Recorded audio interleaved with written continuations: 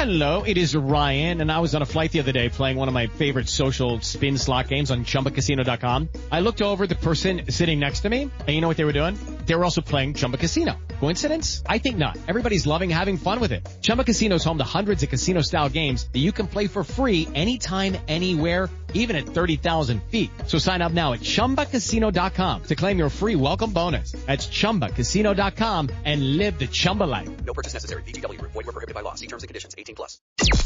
Today's episode is sponsored by NerdWallet's Smart Money Podcast. Making financial decisions shouldn't feel like picking a TV show. Too many options, too much hype, and no way to know what's actually good. NerdWallet's Smart Money Podcast cuts through the clutter. Their finance journalists break through real-world money decisions with clear research-backed insights. From investing to home buying to credit cards, the nerds help you navigate major financial decisions with confidence. Leave TV to fate. Leave your next financial move to the nerds. Follow NerdWallet's Smart Money Podcast wherever you listen. What happened on the second episode? Now you're listening to wrestling news that matters from people you want to hear it from, deep from within the confines of the internet. Covering WWE like no one else and covering TNA because no one else will. You are listening to the best in the world, Ring Rust Radio!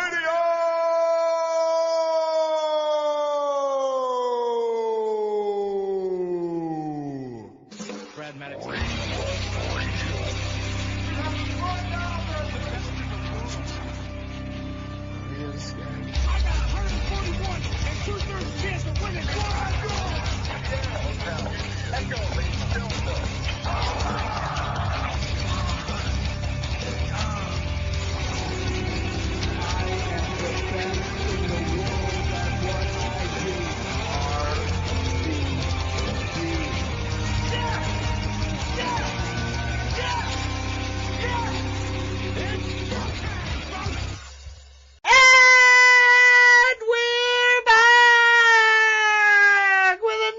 Episode of Ring Rust Radio, the best goddamn wrestling radio show on Spreaker, on the internet, in the whole goddamn universe, folks. Guys, I'm Tyler Wood, your host of the most. Mike Chiari, Brandon Gavin joining me today. It's a post-WrestleMania show, and I want to say it now.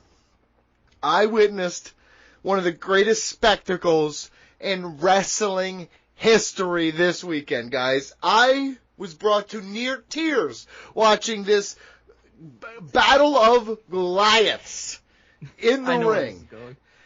Yeah, you're right. It was the main event. Did you see it? Butterbean? Oh. It was Butterbean and Minoru Suzuki. Butterbean's got titties like Mike. This guy is out there He's out there swinging hard. And Dan Severn, that coward, known coward, Dan Severn, fucking calling that match early. Coward move. Let them fight. Did he have a sweaty gray t-shirt on? He had he had fucking stripes, brother. He took that shit serious. He was like Ricky Steamboat in Ring of Honor. But yes, quite a weekend. I will say this, I watched more wrestling this weekend than I have in the last year. Goddamn combined, I feel like. Did you watch Kaiju Big Battle? Did they have a show? Kaiju Big Battle is terrible with airing their product. Did you know that the show that I went to last WrestleMania with Jim and Joe, still not available? What? Still not available. How are they gonna get people to know about their product? I've never seen a copy of it. I've never seen a digital version of it. Cannot find it whatsoever. I'm not sure I even went to it. I was there, and I have no proof. You were back alley fucking high on shrooms. This is what happened. I was in an empty gym, imagining the steam-powered Rock losing to what appeared to be some sort of Powerpuff / Power Ranger. I was confused by it all. But I watched so much. Some that I liked, some that I didn't like. I liked indie wrestling. I did not like WWE. Of course. So it just is what it is. Because WWE, poop show. I just want it on the record. I'm going to give that shit a low-ass score. Stick around if you want to hear more about that. Wow, Dave Meltzer called the main event of WrestleMania one of the worst matches in WrestleMania history, dude. Yow, that's got to be. It's not even one of the worst main events. It wasn't even top 7 matches on that day's card. 9 WrestleManias, and they're almost all worse than that. That is not true at all, dude. 9 was in Las Vegas, and there was camels involved. You're ignorant for saying that. That's not the main event, though. What was my main event? You didn't ask what. That's an opinion thing. BJ, you have things to say though. Donnie, I fucking hate you. No, That's the first thing I want to say. But tonight we're going to review a lot of WWE. There's so much to talk about. We got Dirt Sheet Busters, and Mike Carr brings us all the lies and rumors going around pro wrestling. Tells you why the fucking dumb. Tells you why Donnie's a bitch. Yep. We have the final I'll skip it. WWE Fantasy Season 39 update. Did I win? Who won? Just tell me if I won, Mike. Did I win? You came in third last. Third last. Damn it! I really thought that WrestleMania weekend would catapult me. You were in negatives. I don't even stick around for that segment anymore. I hate it. Yeah, you were in negatives. We have fan email and so much more. Fan email. It's a good email, like a really good great email. Well, okay, great. You know what you didn't write here that you really messed up on? It's the return of one of the most popular segments in Ring Rust Radio history. No, it's not Ring Rust Roundtable, and sure isn't attention horrors. Folks, Smark Say the Darndest Things is back for WrestleMania, yeah. Do your job. Well, everybody else started to do their job again. I'm more of a collector. I have seen emails, multiple emails, after pay-per-views. They were doing their job. Yeah, but here's the problem. I had so many spam emails that said to Dick. Like they put my first name as Dick in the spam email thing. Bro, I don't know what you were doing with that Yahoo account. We got some stupid fucking shit. Every nude thing that I had to deal with was immediately Ring Rust Radio at Yahoo. Why? Why couldn't you listen, dude? One? I was like, yeah, whoever that pervert is. As your fucking name wasn't a great idea. Yeah, well, the problem was I was using my real name at first, and they were tracking me. Yeah, well, they tracked you. Now Gender Bender does it, and they're just like, that's fine. All right, ringrustradio@gmail.com for future smarks and emails. Let's get on with this fucking show, dude. Nah, dude, I got a lot to talk about. Mike? Do you want to be yelled at? Hopefully. Yeah. Guys, find us anywhere you get your podcast. Interact with us on Twitter at Ring Rust Radio. Email us, as BG said, ringrustradio@gmail.com. Get the Y out. No Yahoo. Gmail.com. Buy our merchandise. ProWrestlingTees.com/ringrustradio. So many great t-shirt designs, including Cut Your Dick! Cut Your Dick! And the brand new WrestleMania 41 inspired shirt of Ring Rust Radio. Like I said last week, you order it now, you might get it for WrestleMania 42. So keep that in mind. I talked to more people over the course of the week prior to WrestleMania about wrestling, like I do every year. Have you noticed that? Like, someone knows you know wrestling. To jiu-jitsu, I wore an old WrestleMania shirt that I had. A Chris Benoit shirt? No. I say that's in a fucking glass frame like it's a jersey. You know what I mean? Like it's I got like a piece of fucking rope in there. Hell yeah, dude, and that's from the Bowflex. Shit, what? Did I say something bad? What?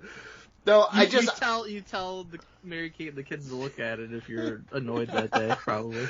Yeah, otherwise you go to sleep. So it's forever time. So I just felt like everybody who was talking to me about wrestling was like kind of down on it. So I felt like a bunch of people were like, I'm not as excited this year. And I was wondering, I was really just asking more than anything, is it because everybody I talked to is around Philly and last year we were super hyped because it was here? Probably. Because it was like a collective thing. Everybody's like, nah, not as excited. And I was like, yeah, is it because we all got cheesesteaks and went to the fucking stadium? I think it had something to do with it that we were all going to be meeting up. Yeah, I do too. So I think it was there's some bias. There may be Philly. Bias in my 4 out of 10. Oops, spoiler. Let's talk about it. Sports at patreon.com/ringrustradio. Oh, he had more. I thought I was done. Huh? Oh shit. No, go ahead, keep going. I was going to cut. Time for ad-free episodes. Time for fantasy drafts, brackets, make us watch wrestling-related movies and pay-per-views, and so much more. Also, check out Ring Rust Radio on YouTube for updated clips and Triple R Gaming. Donnie, BG, and fans of the show have been playing different games like Call of Duty and WWE. Call of Duty sucks. 2K is done. I want to just jump in here. Ringrustradio@gmail.com. I'm going to get involved. But I want to say about YouTube real quick. Me and BJ and a few other friends, we have started a drug empire. We started dealing marijuana. We have moved to crystal amphetamines, okay, methamphetamine in particular, and now we are dealing in cocaine. Sweet, sweet cocaine, okay? So if you want to follow along this journey in the video game Schedule 1, okay, it's a video game, so chill out. I hope you get caught soon. BJ's gotten caught before. Come on, man. I got arrested. He got arrested. Hell yeah. With gotta- stuff you gotta- on him, too. First damn fucking job. First day on the job. I was like, you're going to be a dealer, you're going to walk. And he's like, oh, do I go up to these guys? I was like, no, those are cops, and you're arrested. And I was like, whatever. I'm not going to yell about it. But it's a really fun series. We did I think we're to 15 episodes that are going to air over the next fucking 6 months. So just sit back and really enjoy it. Oh, you don't do wrestling anymore? You do wrestling? No. Comment that's on all the videos. No, I don't. Next. Guys, we're also posting early access on patreon.com/ringrustradio well before it hits YouTube. If you're interested in joining a session, email ringrustradio@gmail.com. It is a lot of fun. So we have mass multiplayer nights, which are fun. We play big fun games like that. So please join in and reach out if you want to. Fun games. We're gonna put this all in order. From LW to Dark, we about to have a discussion about the one true sport. Who's selling the finish? Does this make sense in the art? Tell me who botched, who rocked, who's cashing in on the marks. These takes are uncut, man, they're pure and they're raw. Blow up like dynamite, have you smacked down on the floor. On a collision course with the number one source. Now let's head back to the ring for the latest report. Ring Rust. Alright guys, time to talk WWE. Something happened? What do you want to talk about? This is actually a really serious situation. Yeah, it's apparently it's a big weekend or something in wrestling. I know when my dad mentions wrestling to me, I was like, something big happened. Someone killed somebody, or it's WrestleMania week. You know what I mean? Hello, it is Ryan, and I was on a flight the other day playing one of my favorite social spin slot games on ChumbaCasino.com. I looked over at the person sitting next to me, and you know what they were doing? They were also playing Chumba Casino. Coincidence? I think not. Everybody's loving having fun with it. Chumba Casino is home to hundreds of casino-style games that you can play for free anytime, anywhere, even at 30,000 feet. So sign up now at ChumbaCasino.com to claim your free welcome bonus. That's ChumbaCasino.com and live the Chumba life. No purchase necessary. VGW. Void where prohibited by law. See terms and conditions. 18+. Did your dad watch? No. My dad's in bed by 6 o'clock every night, dude. Mama Galvin watched, Donnie. With you or alone? No, by herself. Why would you not watch with her? Did you watch it alone? I was texting with Mike and George. So hold on a minute. Yeah. Let me get this fucking straight. My mom was living close to me. You're on the same island. Are you? Hold on a minute. Really you let your mother. No, Hold on. You let your fucking mother watch WrestleMania alone while you watched it with Cinnamon alone. She wanted to watch Then it. why didn't you choose to get your fat ass out of the fucking chair and go watch it with her? I mean, my dad No. watched some of it and texted me, but I didn't watch it with him. Yeah. Mike, why didn't you get your fat ass? No, here's the thing, Mike. Why didn't you invite Dad over to your house to watch? Because he just got home from being out of town that Okay, day, so okay. he missed part of night 2 and watched. And it also isn't your sweet mother sitting alone, relegated to watching wrestling to have something in common with her son. She's begging for a son that cares, and he's over here with Cinnamon, fucking probably watching OnlyFans at the same time. You got the second screen experience? Oh yeah, dude. But that other one is she's just going to town on herself. Speaking of going to town on yourself, rest in peace time. First off, to the Pope, one of my favorite TNA stars. D'Angelo Gennaro? No. He's not dead? Thank God. It was the other one? Thank God. Told the actual Pope. Thank God. It would probably pedophile. Allegedly, maybe. But Hisasi, Shinma passed away as well. That's from WWE themselves. He was, which I didn't know, on-show president of WWE in the late 70s and early 80s.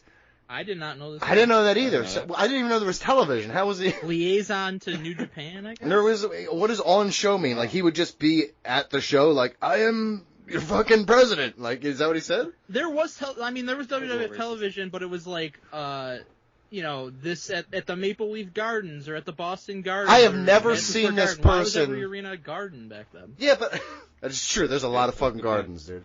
There's one by us called Longwood Gardens, and they didn't turn into something for sports. I'm pissed off about it. That was just dumbass flowers. So, I just don't remember this dude, like, in all my history of going through WWE. No. Like, No. I never even heard of him. So my guess is probably like very limited appearances he made. Big deal in New Japan, though. His main job was probably like relations between WWF and New New Japan. And he brought over Fujinami, and also apparently he's the one who gave the Tiger Mask character to Sagama, which is fucking big deal. That was like that was what carried them during the 80s in a lot of ways. Crazy. Jack Tunney's actual job was like that, like with Canada, doing what this dude did with Japan. He did with Canada. So. Oh, okay. But I remember Jack Tunney. Knowledge being dropped here at Ringers Radio. Give us some of your money. Patreon.com/Ringers Radio. Dude, this dude died. And you're shilling stuff right now? Yeah, and you're just like, time to shill? Well, you fucking introduced it, buddy. Calm down. I also almost killed D'Angelo De Niro. Yeah. Thank God I didn't, though. Pedophile, so let's... Fucking... I think that was the least controversial. I was going to say, that's the least controversial thing I did here, dude. Holy shit, there's evidence to suggest the rest. Okay, guys, WrestleMania. I'm burning a gray smoke or whatever that the popes do for WrestleMania. Because we're in trouble, guys. WWE's in trouble. Yes, they may have broken record after record in terms of gate. It's because they're charging more than ever for a 2-day... Hold on. It's because they're charging more than ever, and it's because they have a 2-day event. Of course they're shattering all the income records. Prices have never been fucking higher, and they're capitalizing on it. And, they're cornering it. Also, it being on Easter... Hold on. It being on Easter is dumb as fuck, dude. I just have to say this. Yeah, it was still the most successful and most watched. Yeah, because everybody... Yeah, because after shaming me... The Easter thing is such a non-issue. By the time it came on, I had no Easter shit going on at 7 p.m. I was still with my family, dude. I found my eggs. I was still looking. Bunny brought me my eggs, and we're good to go. Dude, the Jesus bunny, it's just a bunny with Jesus' head. Or is it bunny head on Jesus' body? Both are terrifying, dude. We've never seen it. I'm waiting up for it next year. It's terrifying. You got your fucking shotgun? No, I'm using my bare hands on that motherfucker. I want him to feel like that deer? Hell yeah, he's dude. gonna have his dong out waiting for it. What are you talking Hell about? Yeah, dude. Yeah. I don't think it needs consent. You always need consent. That is true. That's a great rule of thumb. That's a great rule of thumb. It really is. WrestleMania 41. I like how right below this you wrote favorite match, favorite moment overall. Great. Like, is that all we're giving it? I watched two. In and out 5 minutes.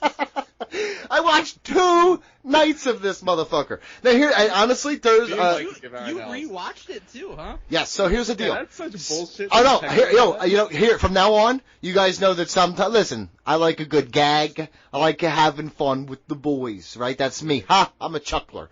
I will be dead ass honest about everything I watch, and the reason I'm going to do so is because unlike most other things in WWE, I admittedly watch it at fast speeds or on a lower volume. Yeah. My man. Hold on. Saturday night was with friends, right? So I watched a lot of it as it was happening, right? Okay, we're going through it all now, and I watched some of it, and then I'm like, okay, I got to drive home, miss some of it too, and then I got home, I'm like, I'm not watching anymore, I'm done. So I missed the whole main event. I was like, I had enough. Yeah, it's what it is. Hey, listen, you want me to be honest? I'm being honest. I'm being honest. Let me just ask for again. Did you know what happened before you before Monday? Watched it? No, because unlike you guys, I actually am off social media, so no, I didn't know anything till Monday. The only thing I get text messages and you sent him a tweet like before we started the show. It's like, oh, I saw that earlier. I did. Because I work with people. Because I work with people who share stuff with me, dude. BG.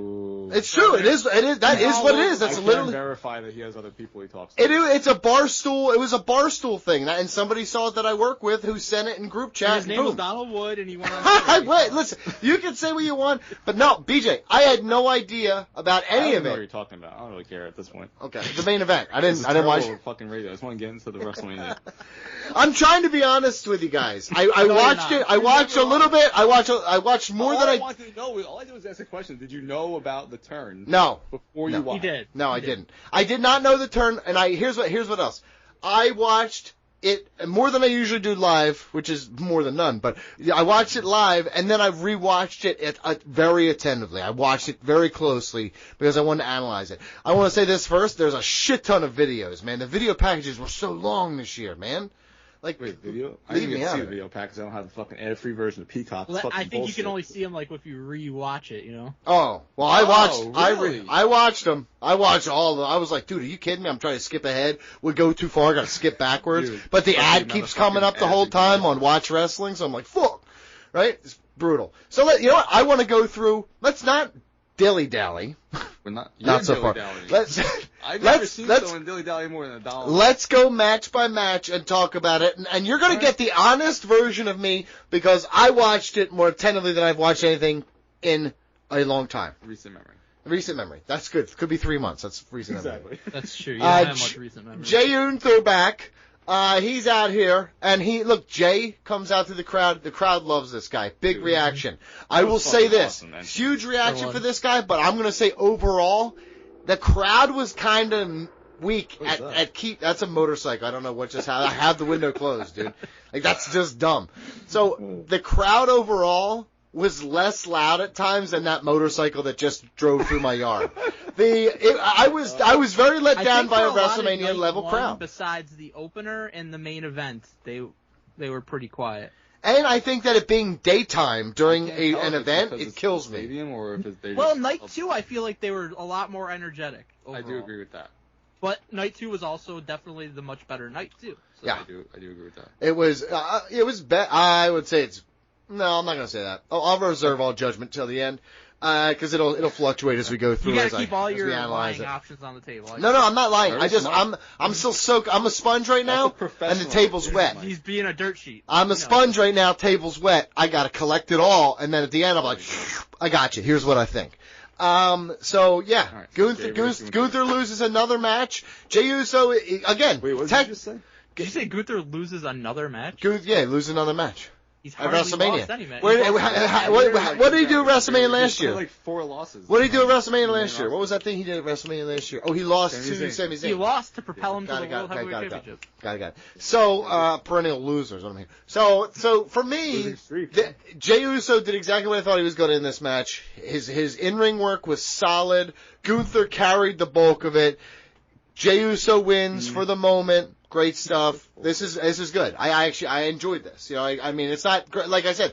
I'm not here looking for a fucking Will Ospreay match because I know I'm not getting that. So if I'm looking for a good wrestling match, I got that here. This was good. This match was what it needed to be. Everybody went in there, wanting, people that actually go to the shows. They wanted Jey Uso to win. He was over like crazy. Yeah. The entrance was awesome. The fans were definitely into this match throughout, like biting on near falls, wanting Jey to win. And then a lot of kickouts, huh? A great celebration and a great moment, and that's what you want. And here's the thing: I won't even be mad if like somebody within the next month or whatever steps up and beats Jey for the title. It was just important to get this moment for him and to do it at WrestleMania and to pay off like Mick Foley. Yep. Right. Yep. And I honestly anticipate him losing it rather quick. And guess what? And that's perfectly fucking fine. He's a face who should be chasing anyway. And here's the thing. You can argue about his in-ring work or, the level of it or your perception of it. You know what I mean? I don't think he's that great of a worker. I think he just has his moments, and that's great. It works to the WWE style. It really does. But there's one thing you can't argue.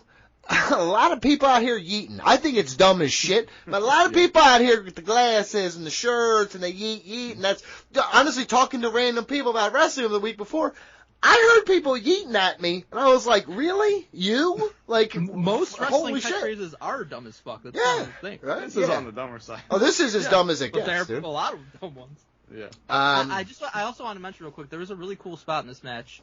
Ryan Seacrest here. When you have a busy schedule, it's important to maximize your downtime. One of the best ways to do that is by going to ChumbaCasino.com. Chumba Casino has all your favorite social casino games like spin slots, bingo, and solitaire that you can play for free for a chance to redeem some serious prizes. So hop on to ChumbaCasino.com now and live the Chumba life. Sponsored by Chumba Casino. No purchase necessary. VGW Group. Void where prohibited by law. 21 plus. Terms and conditions apply. where Jey Uso went to do like a suicide dive, and the ref was like in the way, so that he like went to move, and so he didn't see what was happening. Gunther was on the outside, had the belt hit Jey in the head with it. It was a very creative way for him to be able to cheat, and the ref didn't like see it happen. Yeah, it's a fun little spot. Felt unnecessary, and I didn't really love the submission finish. But it's me. I don't have a big problem with it, because it's not like he just locked in the fucking sleeper out of nowhere and that was it. He hit him with 3 fucking splashes in a row. Yeah, but he's not known for a sleeper, and it's fucking Gunther. Like, there's an easy way to break it. It looked like, you know how you felt with Brian in the bag? Yep. Motherfucker had a sloppy-ass sleeper on him one way. Like, come on, like, just grab his arm. No, just grab his arm and pull it down, motherfucker. It would be off your throat. And you know this, and instead you're flopping your fucking... No, come on. This is also part of Gunther's character, because his loss to Dragunov in NXT, he tapped out, like, immediately to a headlock. Or a sleeper. Yeah. He's so... Roddy Piper would fucking dominate him. He's susceptible to the sleeper hold. Listen, if that's a gimmick... He puts over his... Is this something about his arteries are a little bit smaller so that he can... The sleeper just works a little bit better? I would be... Tell me that! I'm down for it. New Day beats... I'm sorry. I forgot the other guy. Sorry. I'm just so excited. About Jey Uso's win. Great win. I was surprised by the submission finish because, like you, Donnie... It was so immediate. I was like, I wish you put up a bit of a fight. And I wanted you to put up a bit of a fight, especially as you're the monster heel. I would have liked Jey to have... It's a little Kevin Owens, though. A little self-preservation. For sure, but... It's for the title, and I hated it. I know. I'm with you. Yeah, I wish he put up a little bit of a fight at the end. You're about to tell me... hold on. You're about to tell me in the main event about how all these kicking out the finishers because it's fucking WrestleMania, and this dude, it's WrestleMania, lost his World Championship. You know my stance on when it comes to finishers. We'll see who the hypocrites are. I mean, I'm looking at the chubby one over here. Last month when the cage match happened. Bitch. But the cage match was far more egregious than what we got in the main event. Sure, it was very egregious in that cage match. But Jey Uso and Gunther. That was a very entertaining opener. We said that this would open the show. We said it should open the show. We said that if Jey loses, that it's a fucking dumb decision. You're going to lose the whole crowd. And they made the right decision of Jey winning. And... Listen, there's nothing wrong with Gunther being a fucking champion for so long and is losing at WrestleMania. Going to Raw, though, I really expected him to interrupt the celebration or do something backstage with Jey, not going to attack Michael Cole and Pat McAfee to get some heel heat. Yeah, didn't like that at all. I don't like that. I want Gunther... I don't want him doing that to Jey, though, because then we're getting a rematch and he loses? Yeah.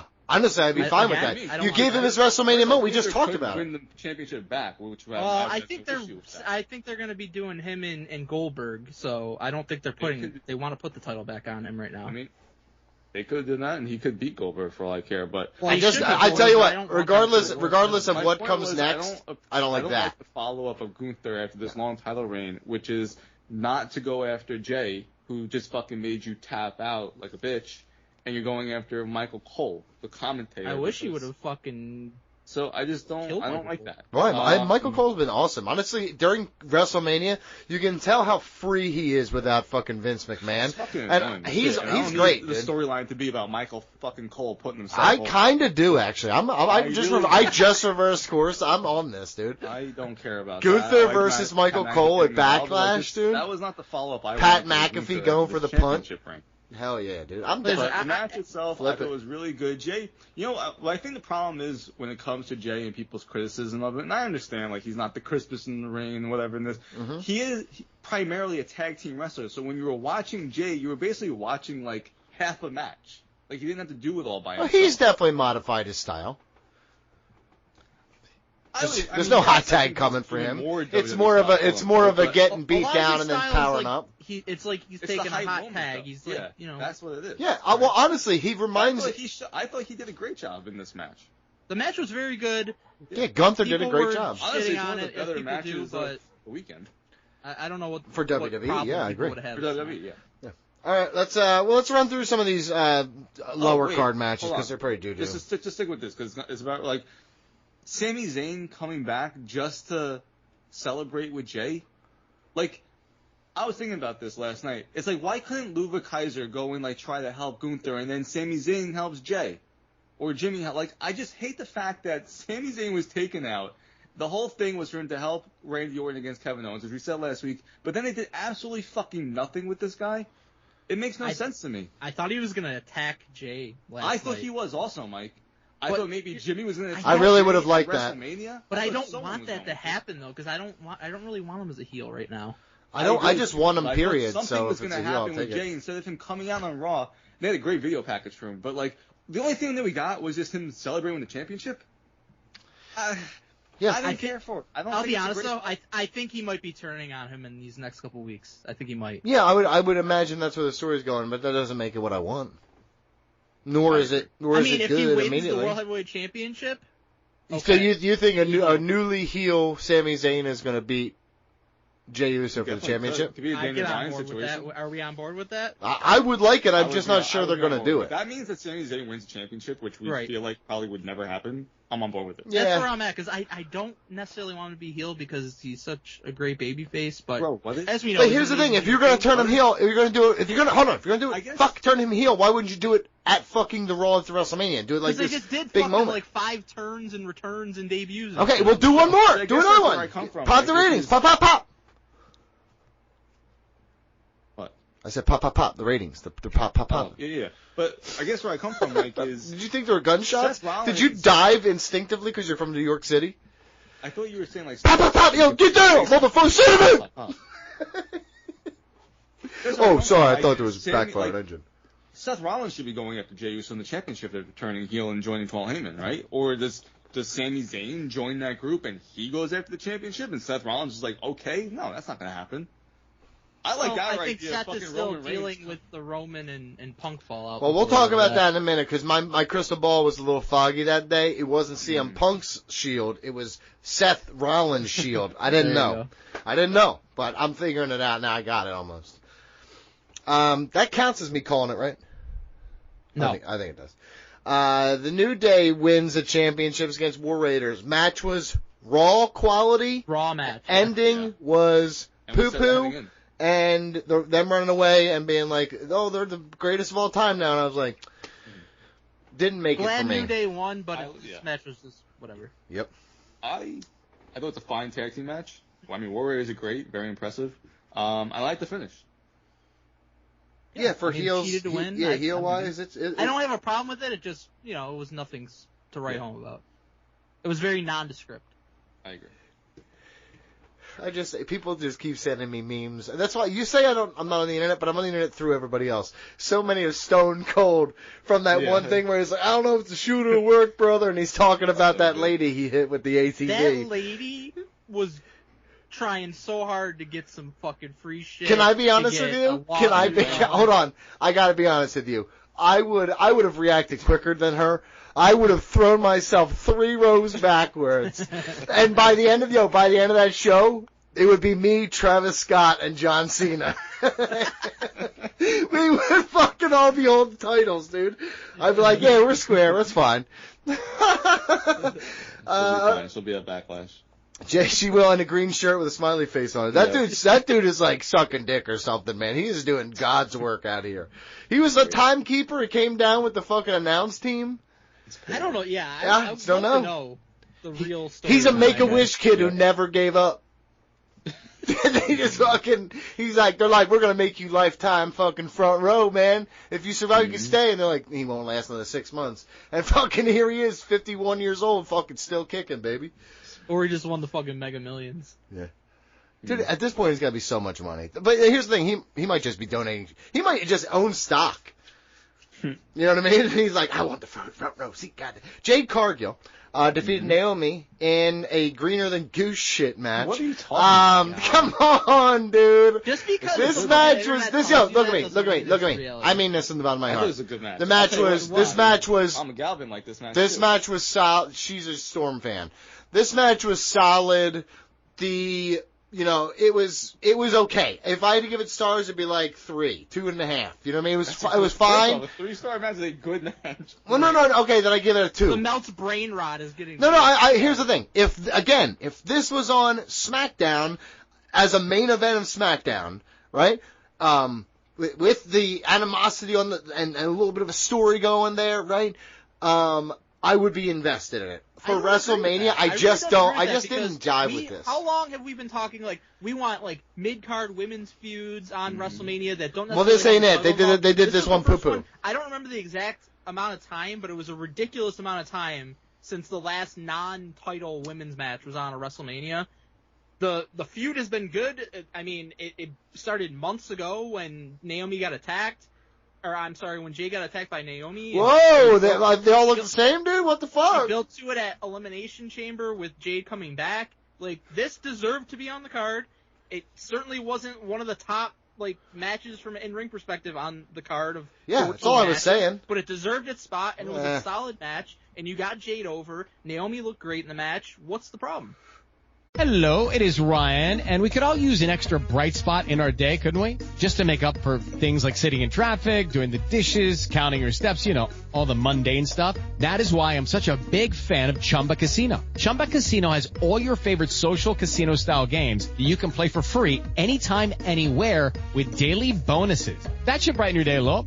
Actually, a lot. So sign up now at ChumbaCasino.com. That's ChumbaCasino.com. No purchase necessary. VGW Group. Void where prohibited by law. See terms and conditions. 18+.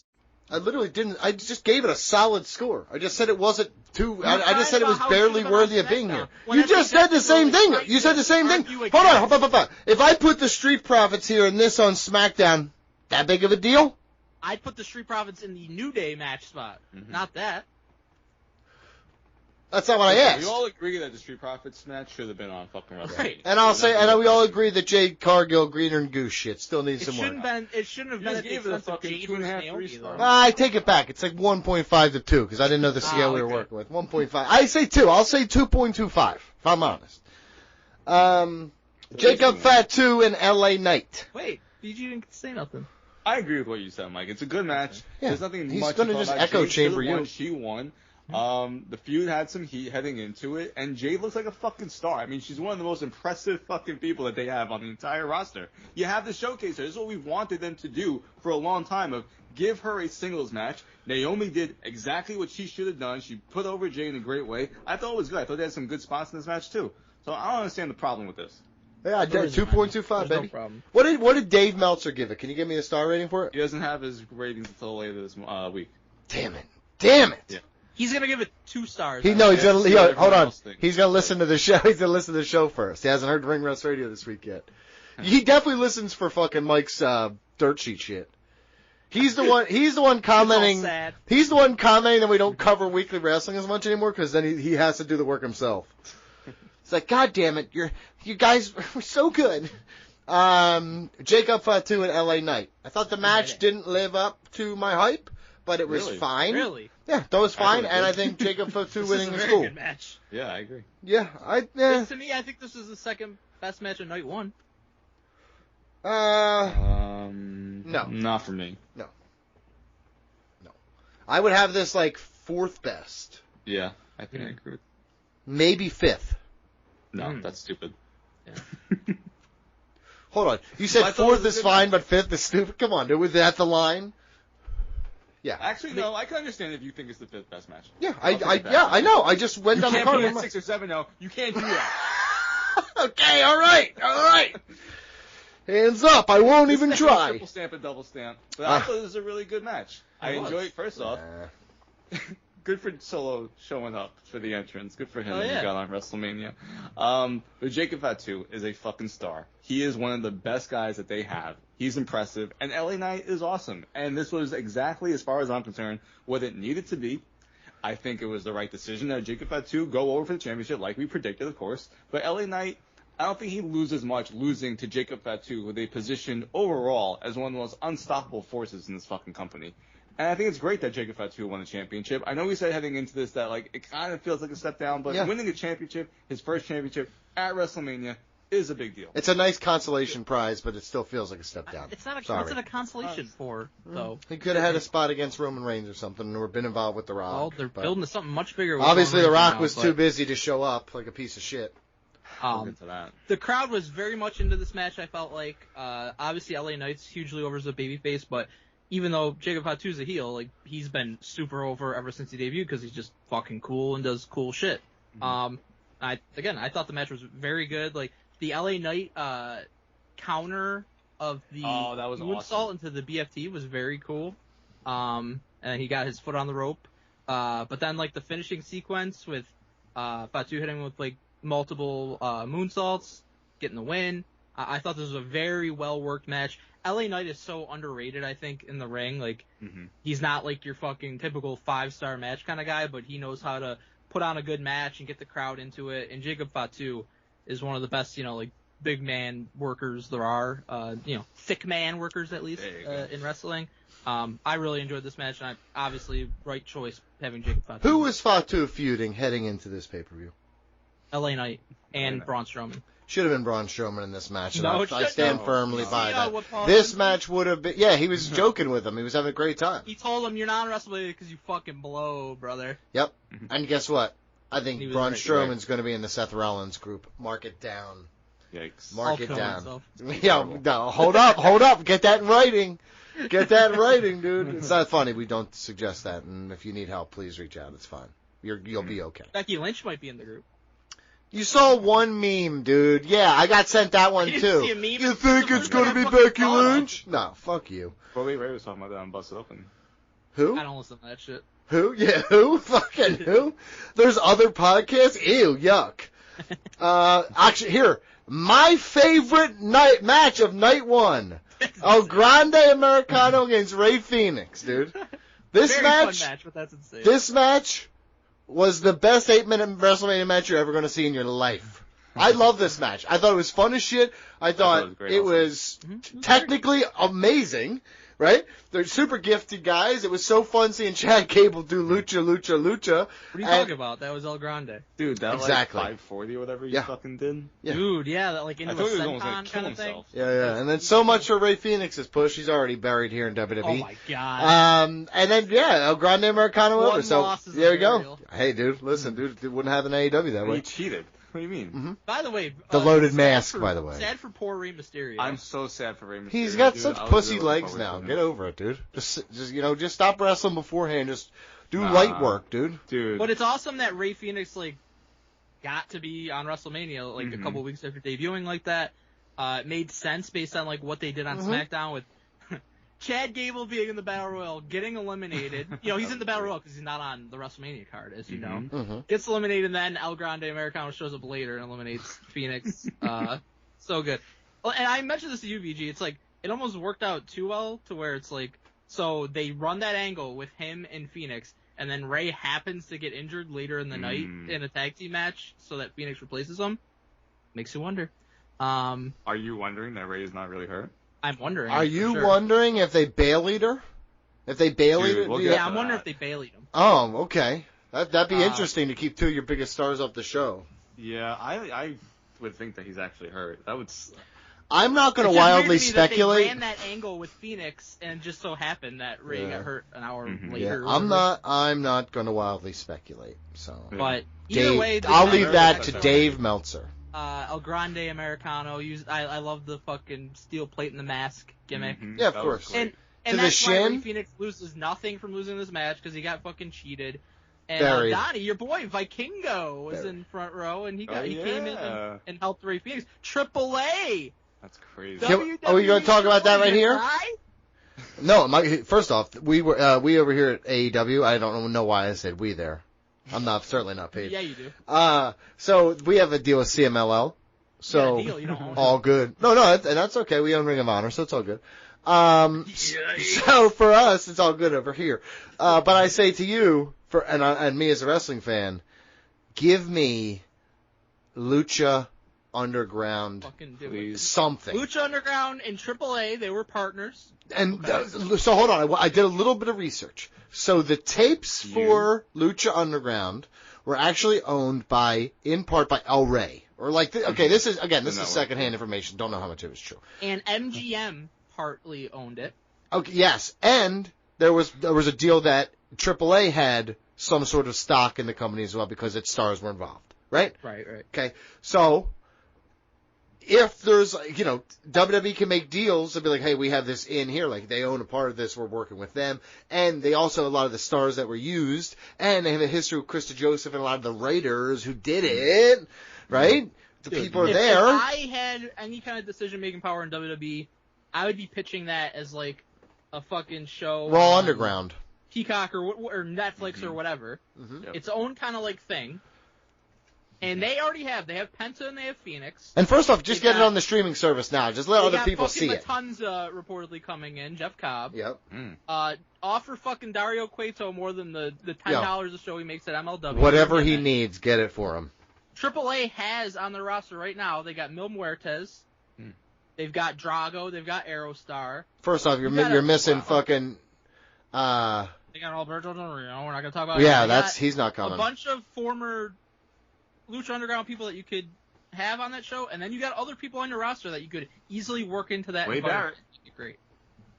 Oh my God, that is right. Wade Barrett was part of it. He was the hand. The Lord. Wasn't he the hand or something? They called him the hand. He was the Lord. The benefactor or something. The Lord. I don't. Oh, you just watched. That's so cool. You just watched it for the first time, didn't you? Me? Yeah. You watched. No, I did just watch the first 2 episodes for the first time. Yeah, that's what I mean. You just watched it for the first time. He finally saw it. Yo, can you see what me and BJ were so hyped about? I've always seen it. I mean, I don't see why you were hyped about Chavo Guerrero versus Blue Demon Jr. in the first match, though. Hey, we don't talk about that. No, hold on one goddamn second, you motherfucker. Blue Demon's a legend. Chavo is a Guerrero. So there you go on that one. But what else happened on that first episode, Mike? Hello, it is Ryan, and we could all use an extra bright spot in our day, couldn't we? Just to make up for things like sitting in traffic, doing the dishes, counting your steps, all the mundane stuff. That is why I'm such a big fan of Chumba Casino. Chumba Casino has all your favorite social casino-style games that you can play for free anytime, anywhere with daily bonuses. That should brighten your day a little.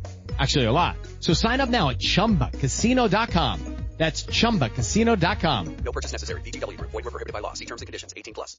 Johnny Mundo and Prince Puma. Hell yeah. So so we went through the first one and we all looked at each other like, eh.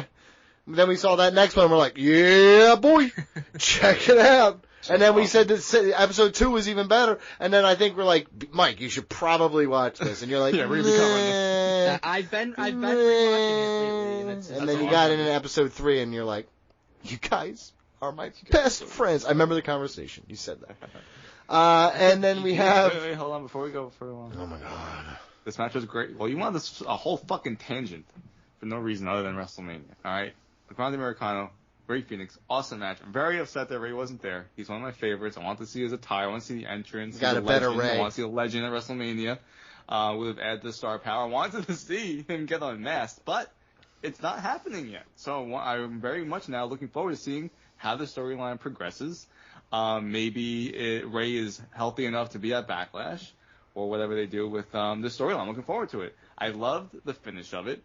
Fucking your boy Michael Cole, though, Donnie, had no fucking clue what was going on in this match. He's like, oh, Ray Phoenix came down from the top rope. He hurt his ankle. No, he fucking kicked a fucking metal fucking plate in this guy's head. He didn't know. He didn't see him put it in there. What do you mean? He talked about it. So I'm happy they did not do the unmasking because this is a fun character that has a lot of legs. Yeah, it has a ton of legs. The whole video package that they had before the match, this shit is so much fun. You could build a whole secondary pay-per-view around him being unmasked. Hell yeah. I mean that. It's that kind of and that's old school wrestling too, of Junkyard Dog putting the mask on the line, and you're like, it's gonna finally find out that Bruiser Brody's been this Texas Outlaw character for all these months. You know what I mean? Mm-hmm. I love it. And we were talking about last week. It's like they brought in Ray Phoenix a couple of weeks before WrestleMania with no real fucking plan to storyline. It's like, let's just fucking throw him out on SmackDown. Here's a match at WrestleMania. And so for him to get a match at WrestleMania that was potentially unscheduled, that is so fucking awesome for him coming in from AEW and Lucha Underground, and we've been fans of him for a fucking decade. That is such an awesome moment for him. Yeah. And him and Penta both being on WrestleMania. Gonna be injured so in fucking cool. T-3, 2. Well, honestly, Donnie, every time he goes to the top rope, I'm fearing for my life. I'm like, yeah. Is he about to fucking He's die? super reckless up there. Yeah, I know. That's why we love him. He's just flipping and shit. He's jumping on this and that. And you're like, what the? Please get. And that's why he got over like he did in fucking Lucha. That is true. And look, as a father, I'd be like, get down from there. The hell you think you're doing? Yeah. But this match was it's one of those. It's not going to be a 5-star match, but it's absolutely perfect for what they set out to do, in my opinion. I'm not joking. it was legitimately my favorite match of night one. I can understand that. So when I yelled at you earlier and I was like, oh wait, no, this match was on the card, I can understand why. Mm-hmm.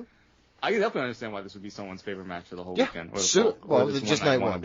I can't understand that. That's kind of being disingenuous. Why? I swear to God, that's the most fun. The most childlike enjoyment I had of wrestling was during that match. I can believe that you had childlike enjoyment. I can believe it. Good for you, Donnie. Happy for you. Dude, it's like when I got those blocks and I finally put them together, dude. I got them ABCs down, dude. So let's get into now the 1, 2, 3s a little bit. One of the most divisive matches of the weekend.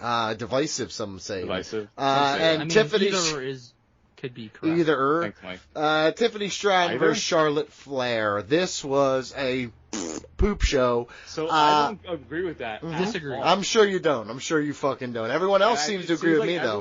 Because everyone else is fucking, they think they're fucking insiders, and they're like, oh, it was so clunky, oh. Dude, it's a fucking fight. First off, let me say something to you. The whole point of you want me holding this? Is that it's personal, and they're supposed to fucking fight each other at WrestleMania. Cool. And out of spite. Cool. And they did that. Yeah, and it didn't look so great. That's not the point of this match. You want me to? Because it's not like choreographed like a fucking Will Ospreay gymnastics class doesn't mean that it's like this whole fucking. Sure, okay, but it was messy and it didn't have a good flow. Reversals and they're hitting each other. And this. Now, you can say what you want. Let me tell you something, Don. Okay. Mama Galvin liked this match a lot. Okay, listen, I respect Mama Galvin, but with all due respect, she don't know shit about the modern women's division, okay? Let me tell you something, dude. Tiffany Stratton looked like a fucking noob in the fucking ring. Yes, I'm using terminology that they shouldn't, okay? She honestly, and Charlotte Flair looked super unwilling. Honestly, is this Brock Lesnar girl version right now? She's just fucking stiffing people and fucking not working. No. What I saw two women go on 10 minutes too fucking long. I saw fucking large periods of this match which were vastly fucking boring and unnecessary. You could have done this in fucking 10 minutes and made it super fun, super quick, and I would have been like, yes, that's fine. That's perfectly well enough for who is involved in this match. I thought Charlotte didn't do as well as she usually does, and I'm not impressed by Tiffany Stratton. I'm sorry. Wow, maybe you're thinking with the wrong head, but I'm thinking with the one up top, and I don't fucking really see it. Nah. Sorry. The reality of this match is that Donnie and people who wanted to hate it, they had a preconceived notion of what this match was going to be, what they wanted it to be, and they just molded that into their vision. That's not true. I fucking watched the match and it wasn't that good. Understanding what they were watching. Dude, I watched the match. Hold on. Stop talking to random people. I'm right here. Called for what made sense within the fabric of the feud. People who actually went in there with an open mind and wanting to enjoy it, they saw it for what it actually was, which was a fucking brawl between two people who were blurring the lines of what's real and what's fake in their angles, in their promos. You had Tiffany getting jumped in the parking lot, Charlotte attacking her on recent SmackDowns. This had to be a fight. This had to be knockdown, drag out affair, and it was. Tiffany came out with fucking busted lip, with a mark on her head. Like, it was a fight, and there's matches that call for it. And based on what this rivalry was, this match called for it. I think they delivered what they needed to deliver. And, most important of all, Tiffany got the big win, which I think was 100% the right call. Yeah, I could tell Charlotte was losing the whole time by the way she was fucking acting. No, I thought it was a great match. This is my second favorite match of the night. Oof. And Tiffany's entrance, awesome. Yeah. Perverts. Here we go. A lot of respect over here. Perverts. A lot of George Cruz kind of respect coming on right now. I'm putting in that category. Yeah, you are, bud. You might be worse than him. Really? I don't think so. Yeah. That's a little bar. Yeah, everybody's like, hold up, man. We don't say shit we can't take back, man. It's not over, BJ just hangs up. First time in Ring Rust Radio history with the lines too far. He called me fucking George Cruz. Respect me. You fucking hear that shit? Mom, come get me. And now on to the main event. By the way, that girls match was doo-doo butter. Seth Rollins. I'll tell you what. Watching Tiffany Stratton and Charlotte Flair made me yearn for Jade Cargill. That's the kind of level we're talking about here. Seth Rollins defeats CM Punk and Paul Heyman. Oh, CM Punk. I don't think any of us picked Seth Rollins. No. I think Donnie did. I think I did, and I think it was basically because you guys picked the other two. No, I think you picked Punk because you said the fucking Punk. Oh, that's right. Oh, That's yeah, right. That's you right. did say that. I said the Shield. I just got it wrong. I think fucking you crystal yourself ball, out of dude. Seth Rollins and you went to the CM But the Shield did not show up at WrestleMania either way, so. No, but it's kind of a Shield. Hey, we got a tease of the Shield. Yeah. And then Roman fucking smacks Seth Rollins. That was No, but Paul, it's that was one of my favorite moments of WrestleMania. I agree. Listen, this match was long as fuck, but there were fun moments. 33 minutes. You can say whatever you want. I didn't have a lot of there was some really fun was a long moments. match. There was a lot of fun moments in this match. This is a great match. Don't even. It was a bit of a slog in the middle to get through some of it, but The only issues that he's gonna raise. No, hold on. No. Shut he up. already did this. Yeah. Is that Roman kicked out of one stomp and Roman kicked out of one GTS. Hold on, no. That's gonna Roman got. Hold on, no. I'm Look. not a fan of kicking out of finishers, and for the most part, this But is it's WrestleMania, right? WrestleMania Okay, main event fighting between spirit. three of the So greatest yes. of all time, and Roman Reigns was champion for 1,300 days. The rules of other wrestlers don't necessarily apply to Roman Reigns at all times. Okay, cool. So, hypocrite. Got that. I'm just going to write that fucking down. No, I'm just going to write the fuck down because that's what you are. You're a fucking hypocrite. In the third So, match of an AEW here's the deal. It's not the same as kicking out of a finisher in one of the biggest fucking matches. I'm going to talk to you because your head's not fucking up your ass. I'm not sure. It may, hopefully not as far up as his is. I don't know if I can get it out. So here's the deal. You know me. I actually didn't mind. Actually, this is my second favorite match of the night. I don't mind kicking out of a lot of finishers when the time calls for it, because you maybe not hitting them flush. There's all kinds of reasons why it's not working. You still got too much energy in the tank. I've played 2K. You can't hit you can't hit your finisher and then pin me right now. I'm not there yet. Right? So when it's just, I want you guys to be candid when I see, and listen, Roman Reigns gets kicked in the head, then pedigreed, then stomped. Pedigree is a nothing move. You say whatever you want, but it's real. Just be honest. Just be honest. Well, that's a different argument, but just be honest. Look, I don't mind it. Second favorite match of the night because there was a lot of callbacks. There's a lot of fun. And again, guess what? I do love storytelling, and actually, while I think that this match was 100% thrown together because we have these three top stars, we don't have anything to do with them. That's how it all started. They pivoted and gave us something moving forward now that is better. So the Heyman stuff. They pivoted just all of a sudden. They're like, from all January? he's gonna be with fucking Seth Rollins. I think what they did was they were like, okay, we don't have anything to do for Rollins, we don't have anything to do for Punk, we don't have anything with Reigns. Let's make it a three-way dance there, and we'll kind of figure it out as we go. February. Right? So, and then we'll figure it out as we go, and then somewhere along the line. It's been a few months that they've been working on this. February 1st was they pivoted. They pivoted.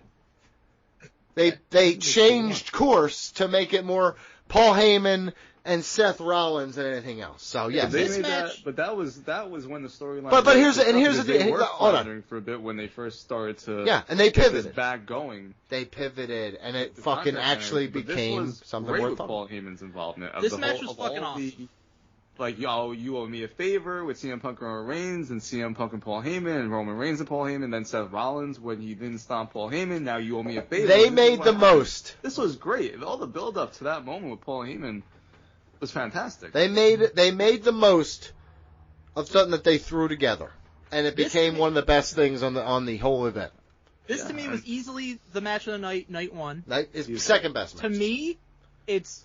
Hello, it is Ryan, and I was on a flight the other day playing one of my favorite social spin slot games on ChumbaCasino.com. I looked over the person sitting next to me, and you know what they were doing? They were also playing Chumba Casino. Coincidence? I think not. Everybody's loving having fun with it. Chumba Casino is home to hundreds of casino-style games that you can play for free anytime, anywhere, even at 30,000 feet. So sign up now at ChumbaCasino.com to claim your free welcome bonus. That's ChumbaCasino.com and live the Chumba life. No purchase necessary. VGW. Void where prohibited by law. See terms and conditions. 18+.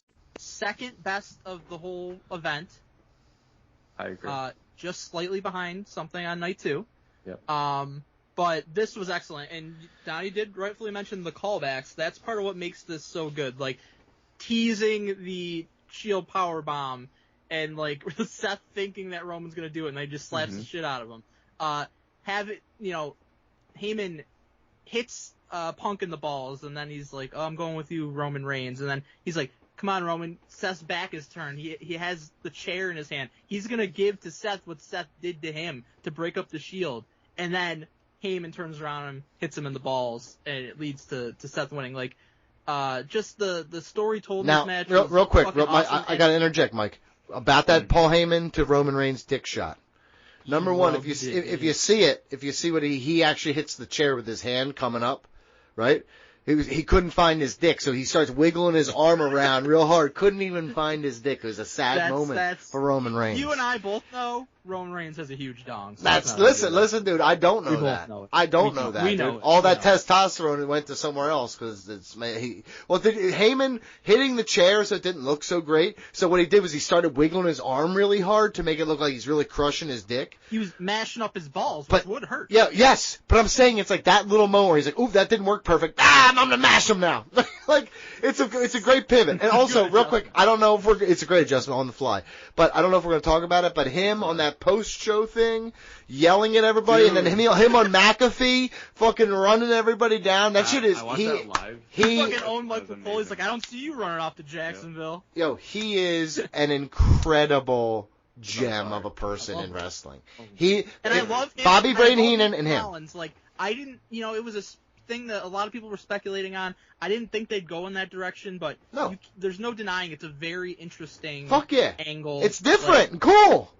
Coolest thing. It might be the coolest thing Seth Rollins done is since he turned on the Shield. Seth really last year was an afterthought and everything with Roman and Cody. Seth's one of the best in the fucking world, and he has been for a very long time. Yeah. He's amazing. He deserves to be in that spot. It might legit be. We'll talk about it later, but Braun Breaker becoming part of that group, you know how I feel about Braun Breaker. This is a very exciting storyline. Talk about it right here real quick because we're just going to talk about it. I think this is the coolest thing Seth Rollins has done since he cashed in.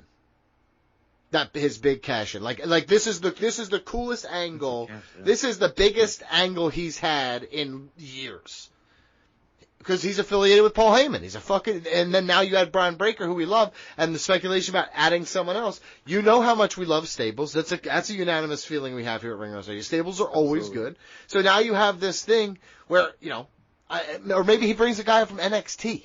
Maybe he brings somebody else. He's definitely bringing somebody at Backlash because they're going to do a tag match, and somebody's going to show up to screw over Roman and Punk. I can guarantee you that. Mm-hmm.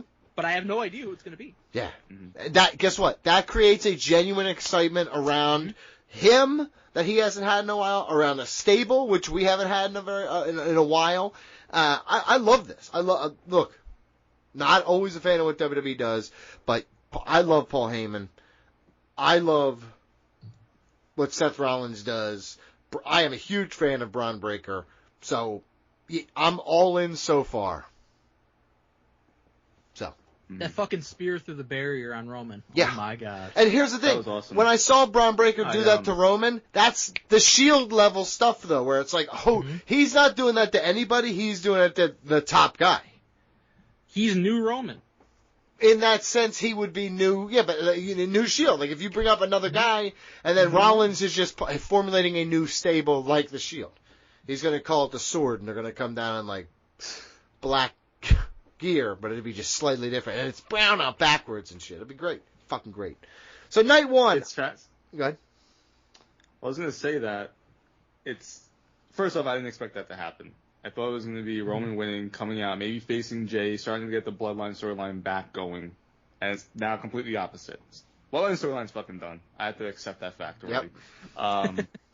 And now, I was kind of a little nervous on Raw. I was like, is Roman not going to be here again for like 6 months? They got me with the bug for a second there. They absolutely did, and he came out, and I was waiting for him, like please come out and help CM Punk, like do something. Don't not be on fucking Raw after this guy just turned on you, right? I didn't want that, and so I was really happy when he came out. Braun coming out was such a surprise. Great camera work on that. The spear through the barricade. I love the idea of CM Punk and now Roman Reigns having to team together, just like it was very similar with Roman and Cody at Bad Blood. Now you have Roman.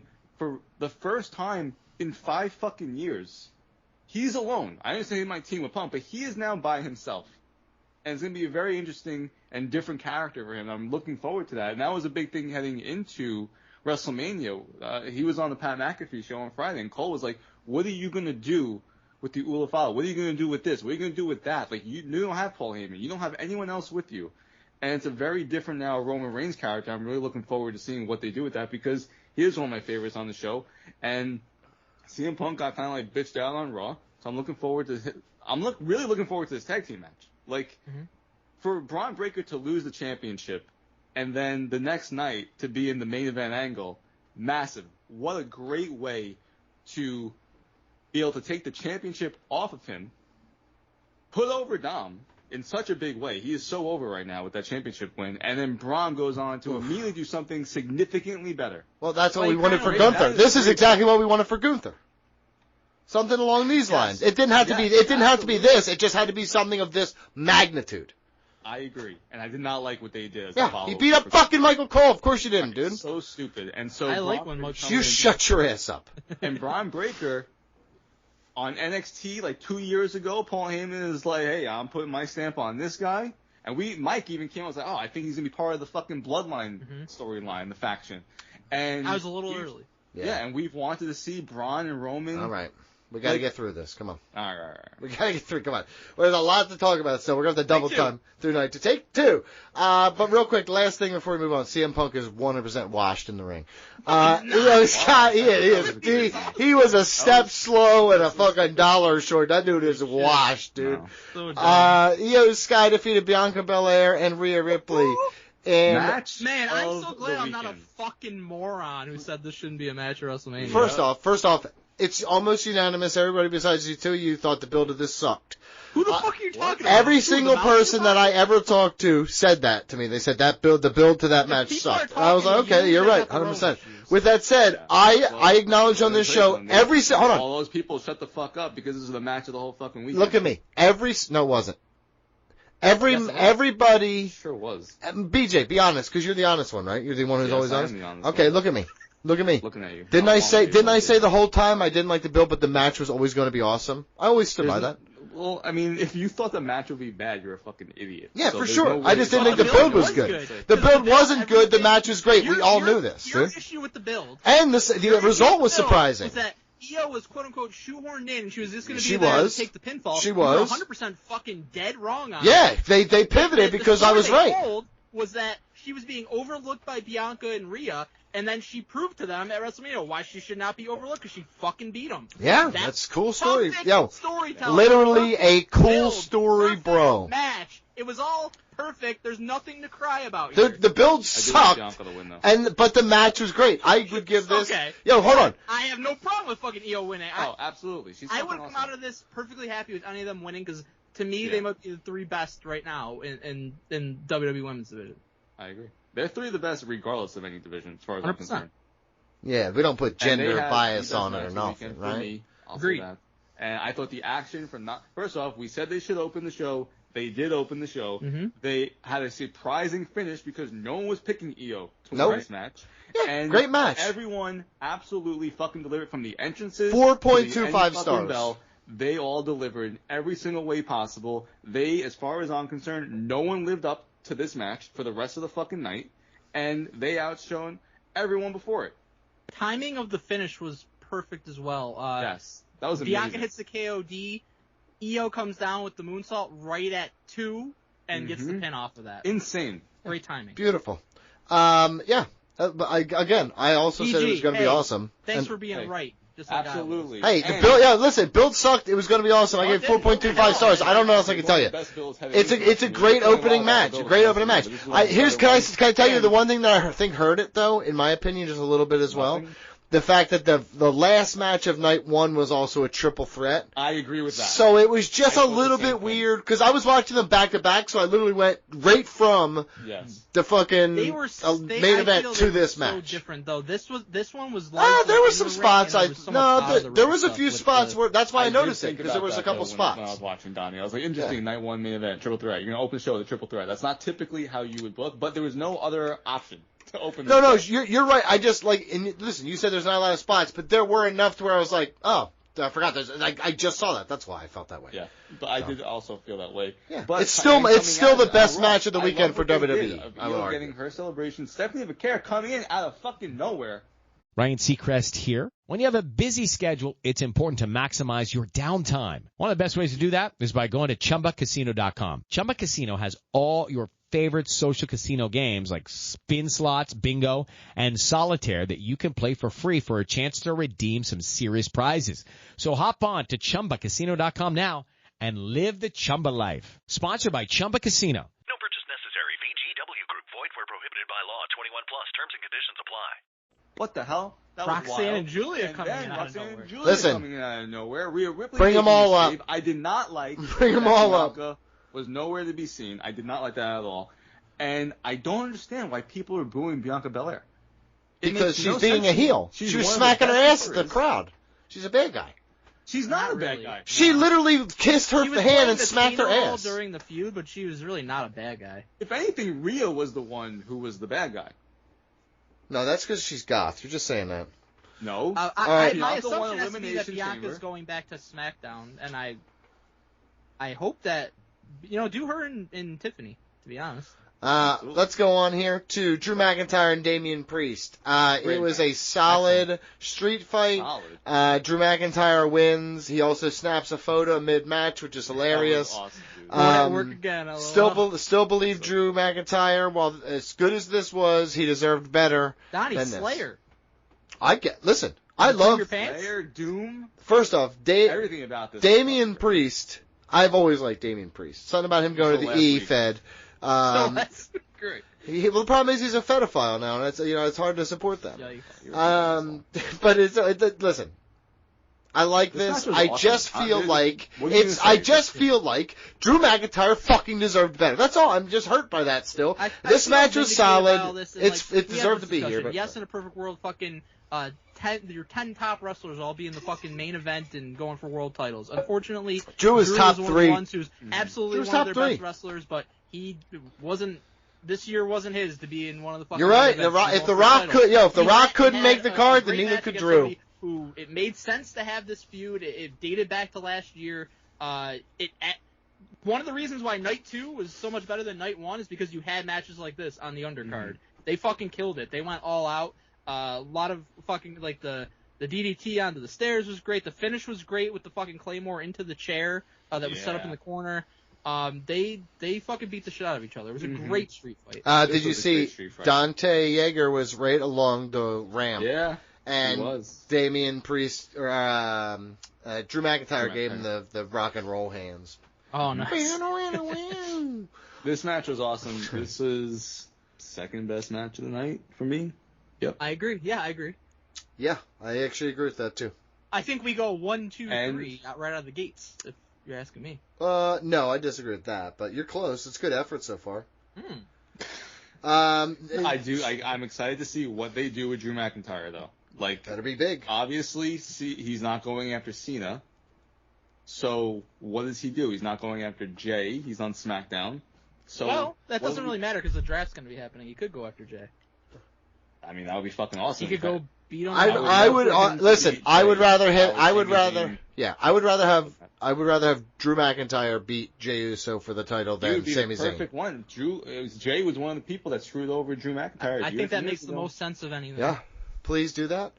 Please do that. Dom Mysterio undeservedly defeats Braun Breaker, Ray Oh, Phoenix, it feels good to be a Dom fan from day one. and Penta. Finn Balor, I meant to say. I think I said Ray Phoenix for the That's IC good, title. Wow. Sheamus looks on. I'm old enough to remember when people were telling me Hook was better than this fucking guy. Man, those Hook are crazy is times. Hook is better. Hook is way better.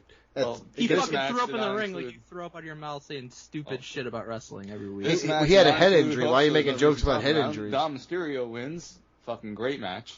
Mm-hmm. Awesome to see Dom win. The crowd was so behind him on Raw as well. Braun Breaker murdered Carlito. Sure That was a did. fun spot. This is just a very fun Fatal 4-Way. Chaotic. This is what we wanted. This is what we talked about. What was it for? What was it for? The IC title. The WrestleMania multi-man IC title match. Classic WrestleMania moment here. Yes, it's super fun. What's And the problem? Dom winning was fucking great.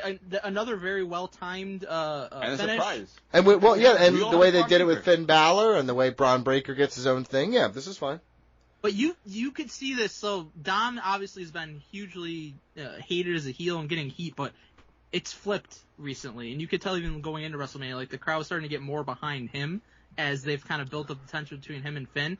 And the crowd that was there, they wanted Dominic to win. So it was a very cool moment that he won and the reaction that he got. That was great. Very surprising. Yep. Still don't get it, but that's fine. Not for me. This one wasn't for me. Randy Orton defeated Joe Hendry. Another one that's not for me. This is exactly what it needed to be. Yeah. No. Wait, hold on. What is not for you about this, Donnie? I really want to know. He suddenly hates Joe Hendry. No, I actually like Joe Hendry. No, hold on. Because he's going to be in WWE soon, so he hates him. Here's the deal. I like Joe Hendry. I knew Joe Hendry before you guys did, and that's fine.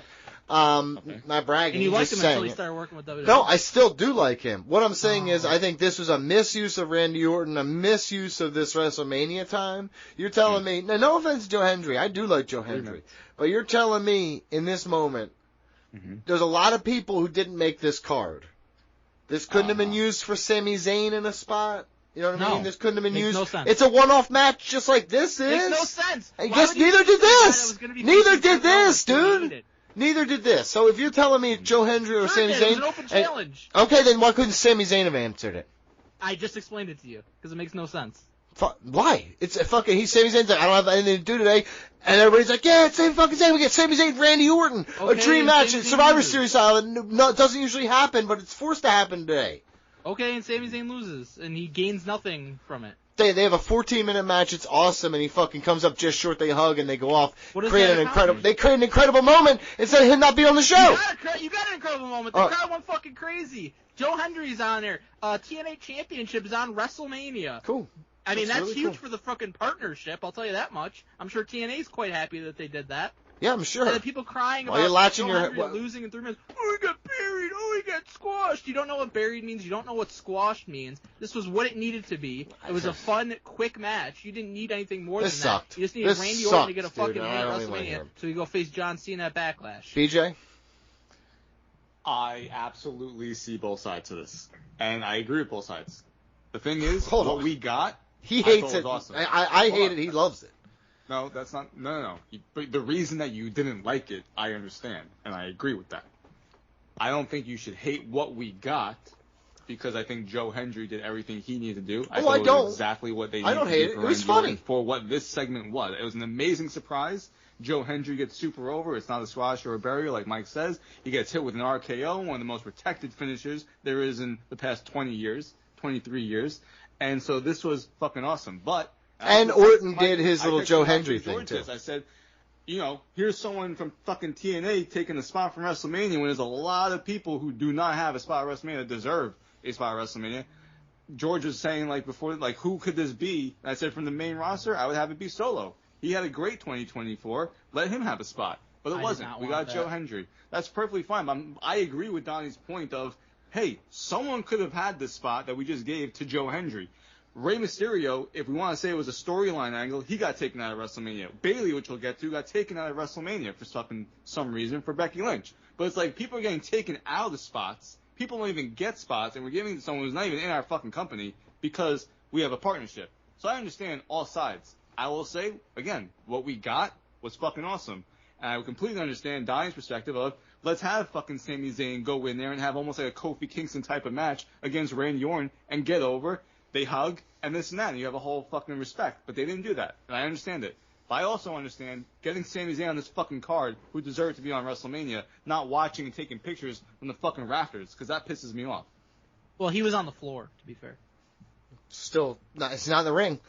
But I thought the segment we got, the 3-minute match, the whole intro, Randy Orton at the end doing the fucking Joe Hendry bit, that gets him over like gangbusters, and I do like Joe Hendry, so all that works. I'm just saying, better use of our time. That's all I'm saying. They didn't use that much time. Speaking of it, the segment was kind of longer. The segment was like a 15-minute segment. Logan Paul defeated AJ Styles, and then Killer Cross is like, I'm gonna cut a promo. That's real good. I love Killer Cross. I've always loved Killer Cross since the TNA days. and saw him on Bloodsport this weekend. He's what about fucking the White Rabbit, Lucha Underground? He's in it. Yeah, that's true. That's true too, brother. You're right, man. I totally forgot. Get him in our new Lucha. Oh shit, yes, dude. Let's go. Paul London's not doing anything, so he can. No, he fought his son this weekend. Paul London Sr. versus Paul London Jr. That's a real thing. It happened this weekend that's on my list of shit I was going to talk about. I'll just say it now. That happened this weekend, so there you go. Talked about it. It was fine. We covered wrestling. We do. We always do. We can't get away from Logan it. Paul and AJ Styles. I thought it was a really good match. It was. Logan Paul. No. What do you mean? He doesn't disappoint. It was. Whatever you this think of him was as a person, he doesn't disappoint in his matches. Yeah, this was a SmackDown main event. At best, I don't agree with that because we're getting a great follow-up from it. I mean, listen, if you gave this to me in the middle of a month between pay-per-views, this would be a great start. I think it was very cool that they had Cross get involved because Cross was a part of this build for weeks leading up to it. You wondered, where that was leading. Him saying, you have to win this match, AJ, because if you don't, you're the best of us, and if you don't beat Logan Paul, then what the fuck is this all for? And AJ refuses to take the easy way out. He explains it on Raw, saying, if I hit him with the brass knuckles, I beat him, that accomplishes nothing. Karrion Kross is fucking pissed off, cuts that amazing promo, telling everybody to go fuck themselves. Mm-hmm. And then we're going to get something come out of this with AJ and Karrion Kross. And Karrion Kross is getting over. He got a big pop when he showed up on the screen on Raw. So, mission accomplished here with what you were trying to do. Yeah, hell yeah. Well, and again, I think sometimes it's a talent, and sometimes hell yeah. No. Hell yeah. No. The match between AJ Styles and Logan Paul. Again, I just don't like Logan Paul's spot monkey style. It's not my style, right? So it is what it is. It is what it is. It's a waste of AJ Styles is what it is. But I'm a huge hold on. Yeah, I'm a huge had a 20-man Armageddon Hell in a Cell for the title as the main event. That's what Donnie wanted. No, you just overvalue Logan Paul. So I understand why he's here. I understand why this match happened because Logan Paul's famous and he's got Prime and he's given the money and all that jazz, right? Yada yada. And he's yada. good also. Cool. Not to me, but that's fine. Dude, here's the thing. Here's why I don't give a shit about that. I'm excited about Killer Kross because I've liked him for a long time, and it finally seems like he's found something. And kudos to him for that promo, which obviously is unscripted, which is obviously very heartfelt. It's a worked shoot in that sense, and that kind of stuff. Makes sense. And that's his Miz talking smack moment. Yeah, and that's exactly. Listen, it's his. You can point to several moments in people's career where they just give all they have in this backstage thing, and then they say fuck it, and when they do that, it works for them, and it does appear like this is going to work for him, and I'm very thankful for that because I genuinely like him and the whole thing that goes around with their gimmick. So please, and then if he fights AJ Styles. Fucking ain't right. That's awesome. A huge match. So get Logan Paul out of here and give me this. Yes, thank you.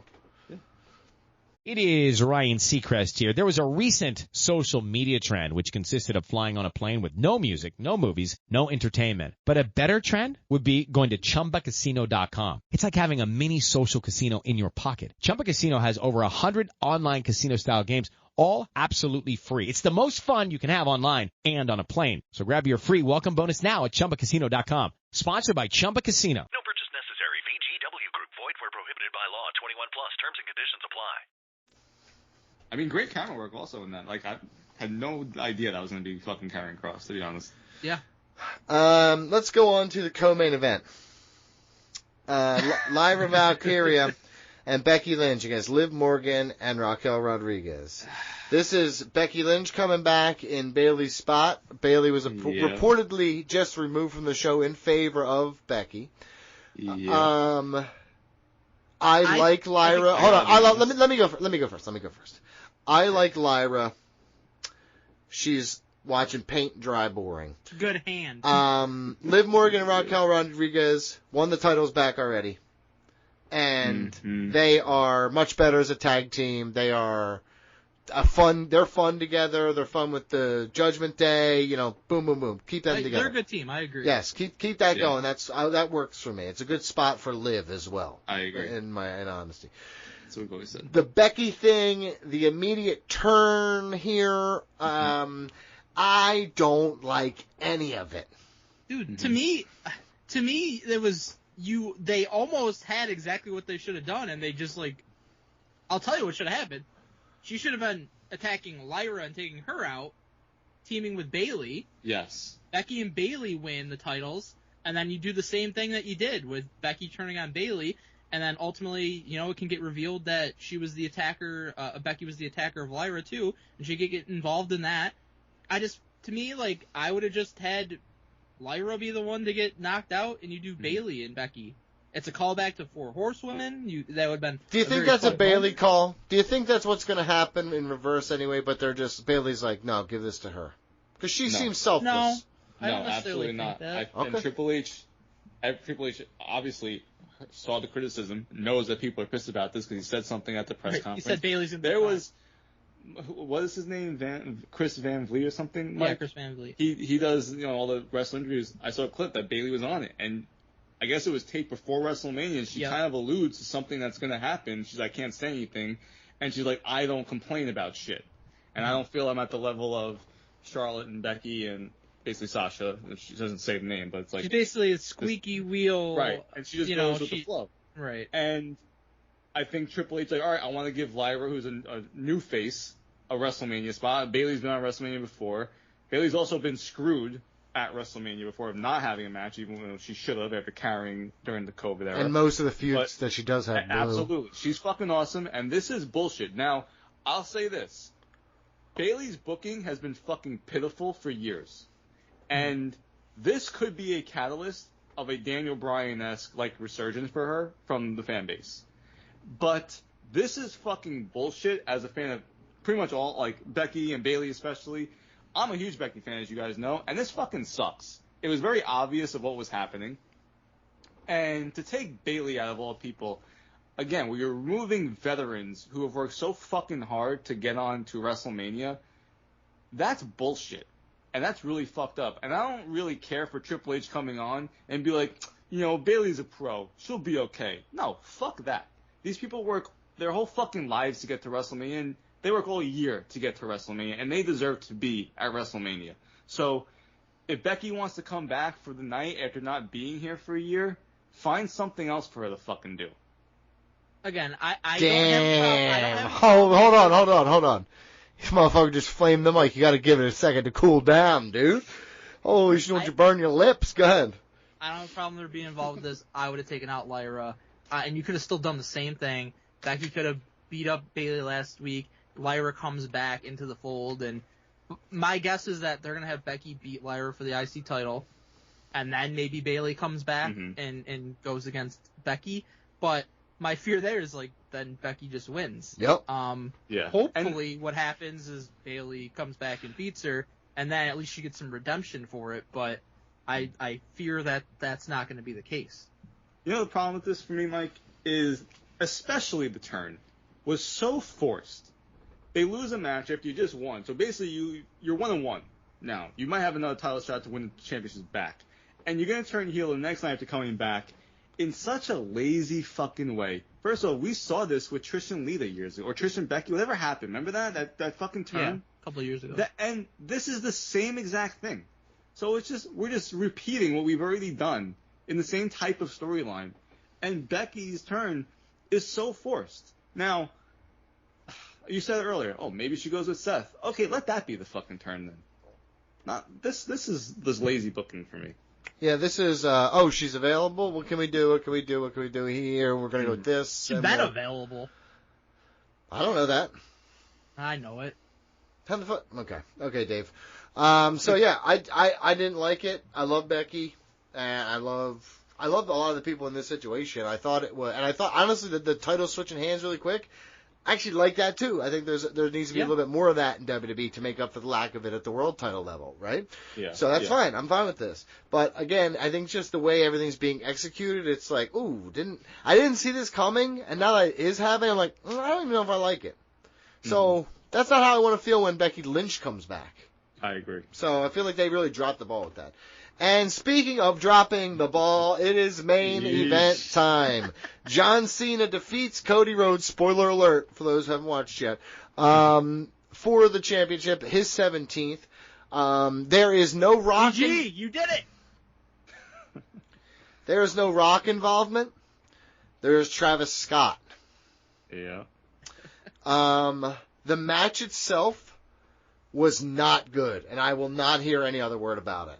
Match was fine. The match was until the John Cena. The match was totally fine. John Cena was never good, and now that he's been away, he's worse.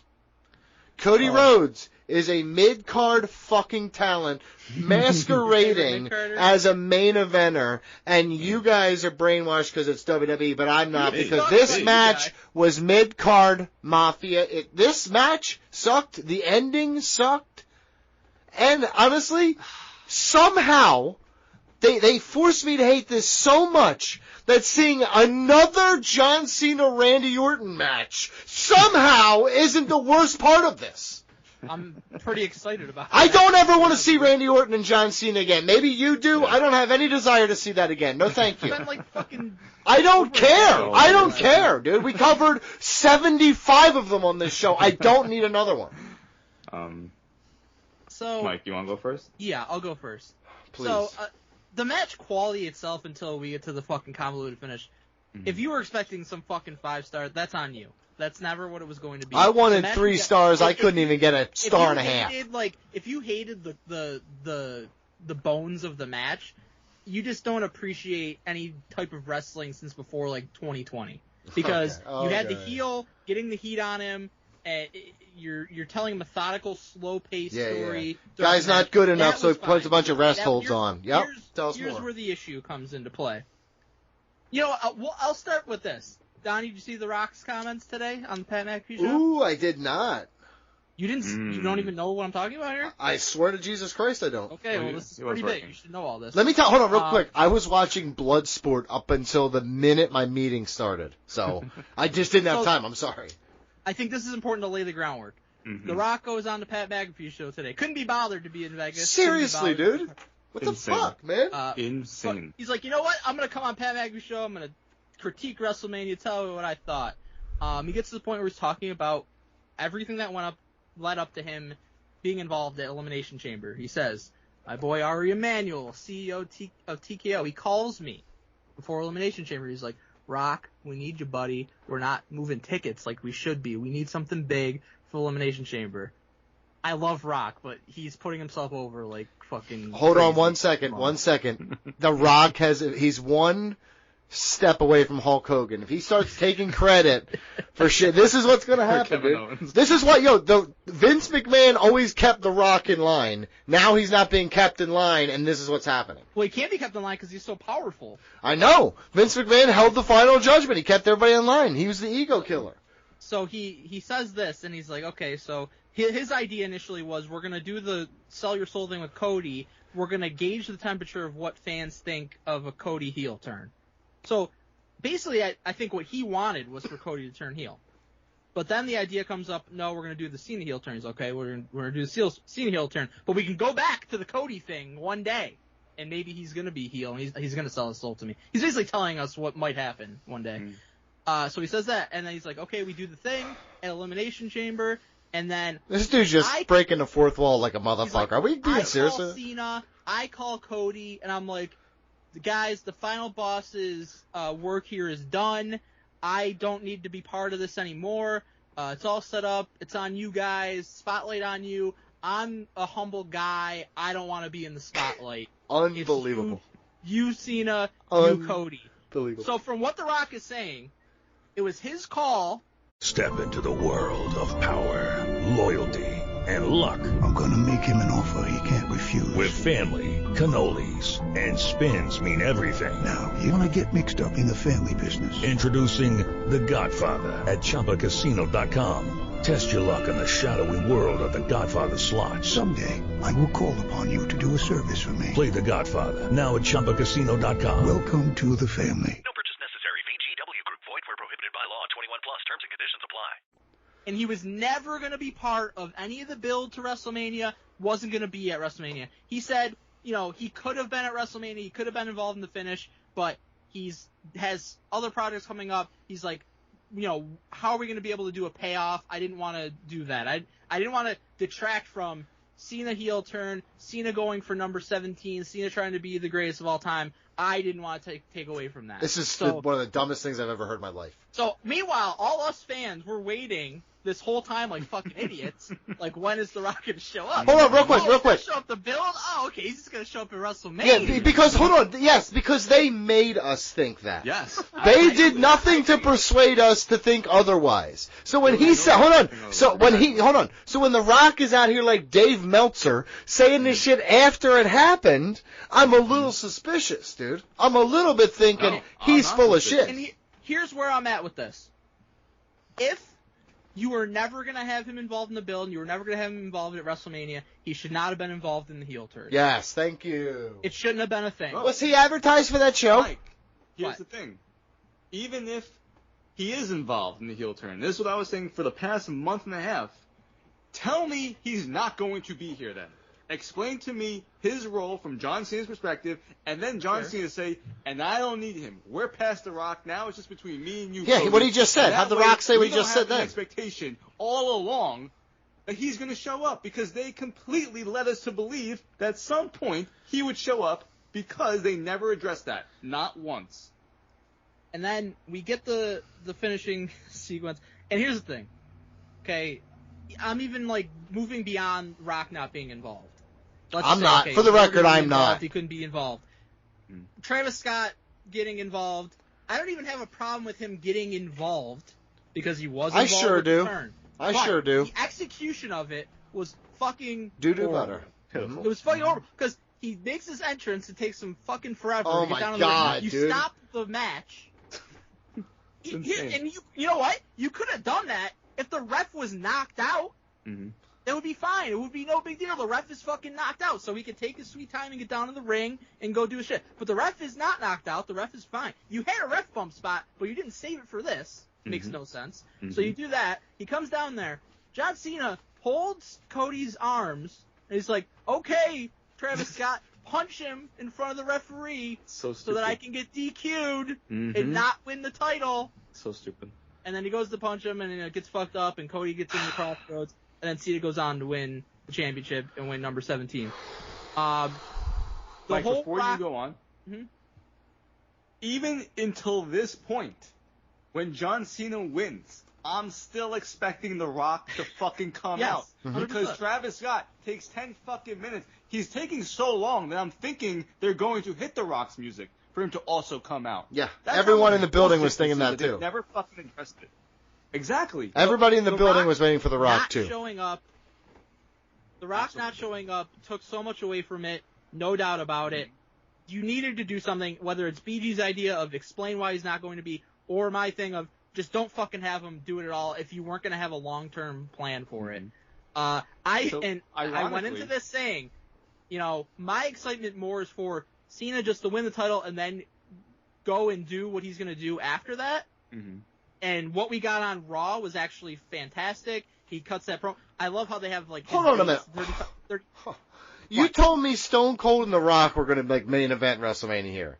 I did not say that. You guys said that to me. You guys said so many things that were going to happen in the weeks coming. Okay, maybe you didn't specifically, but I heard it from him at least. And I heard so many grandiose ideas that were going to have. Don't just gloss over to fucking Monday and then give me dumbass shit. I'm just saying something really quick. It sucked assholes. I said that. Can I just say that I did mention that Stone Cold will be at WrestleMania, and what we got was awesome of what he did at WrestleMania? Well, no, Mike, finish your point. I'm sorry. He didn't even come close to killing somebody. Yeah, I was just trying to say that my excitement was for Cena to win and then do what he's going to do coming out of it, and he cut a great promo on Raw. You're almost like it sucked what happened at WrestleMania, and now you're free of the shackles of thinking that The Rock's going to be involved.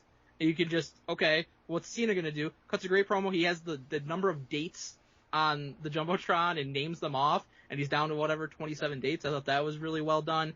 And then Orton with the sneak RKO on him. I think, Donnie crying about Cena versus against Randy Orton. Obviously, you have to fucking do that match one more time on John Cena's retirement tour. I mean, I disagree. I fucking disagree. Bad Flash in St. Louis. I get it. I don't have to like it, dude. I seen it and I didn't like it any of the other times. So I mean, heel John Cena is face Randy Orton has never happened. No. And go ahead.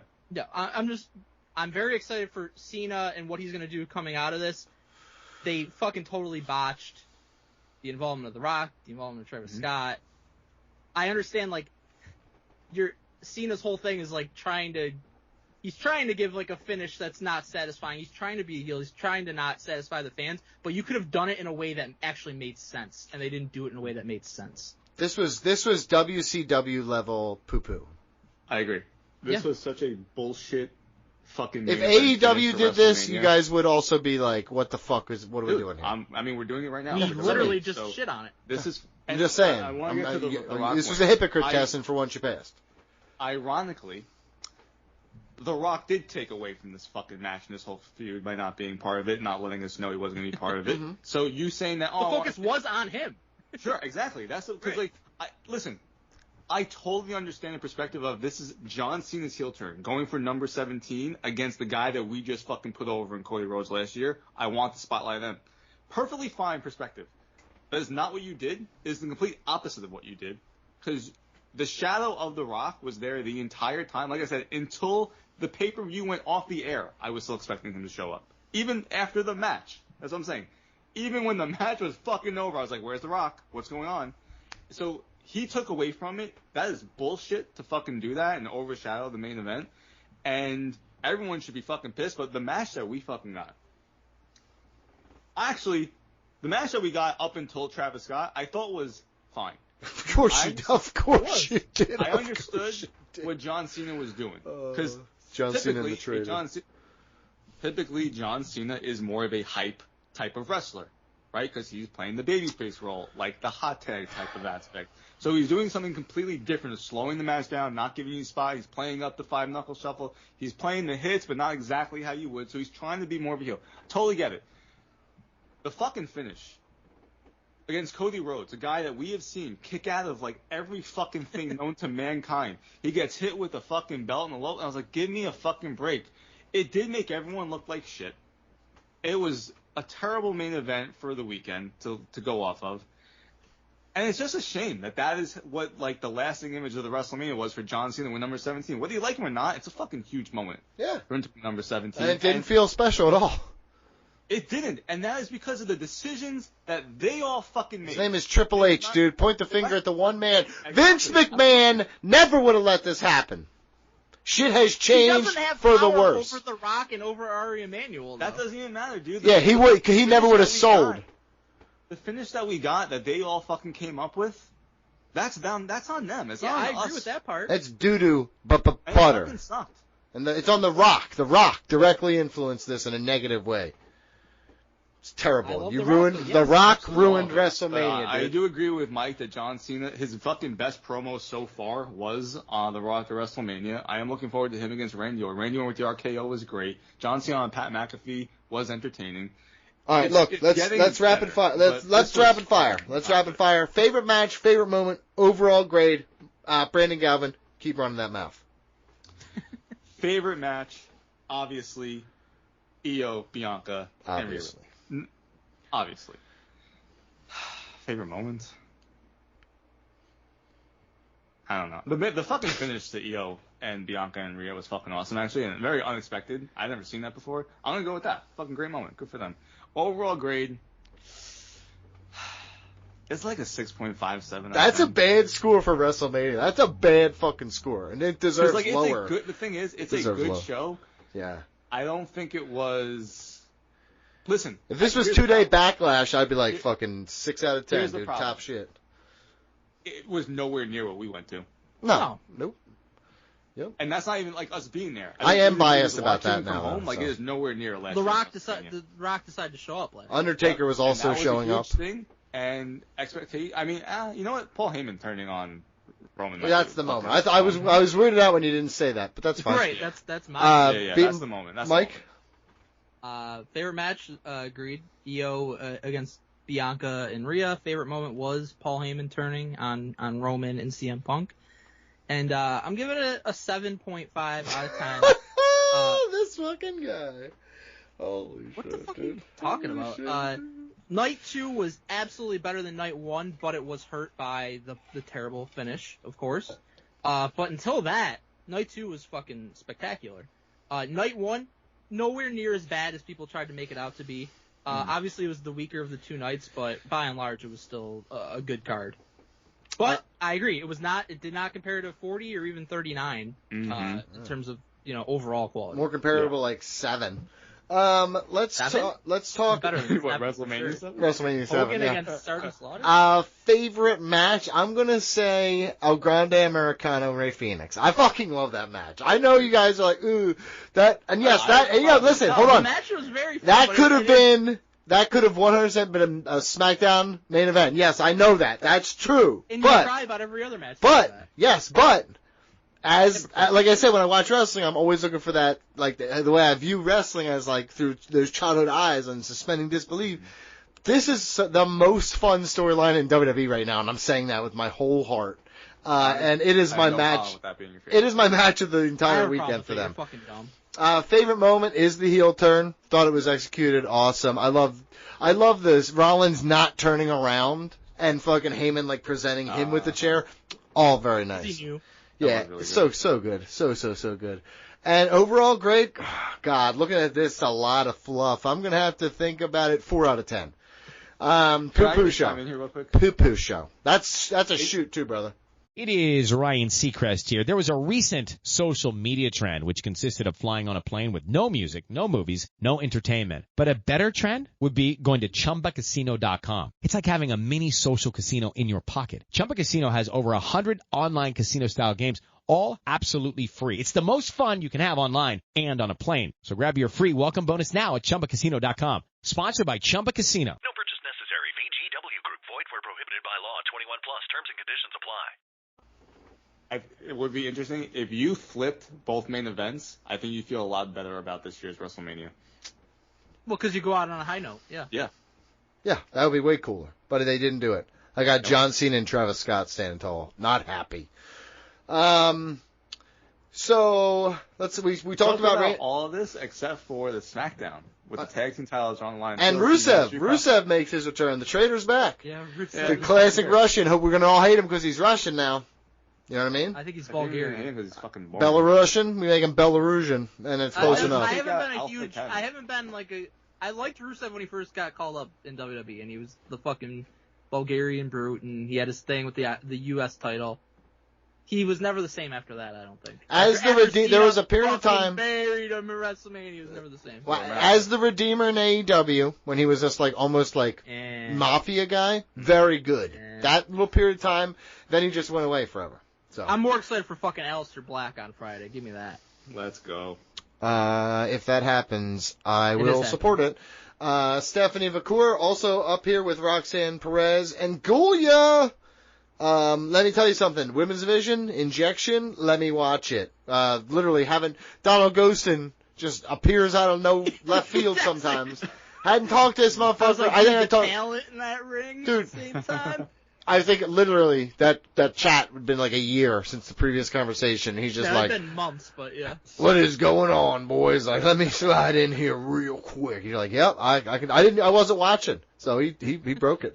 He broke the news. So and JD McDonough is back, and nobody gave a single shit.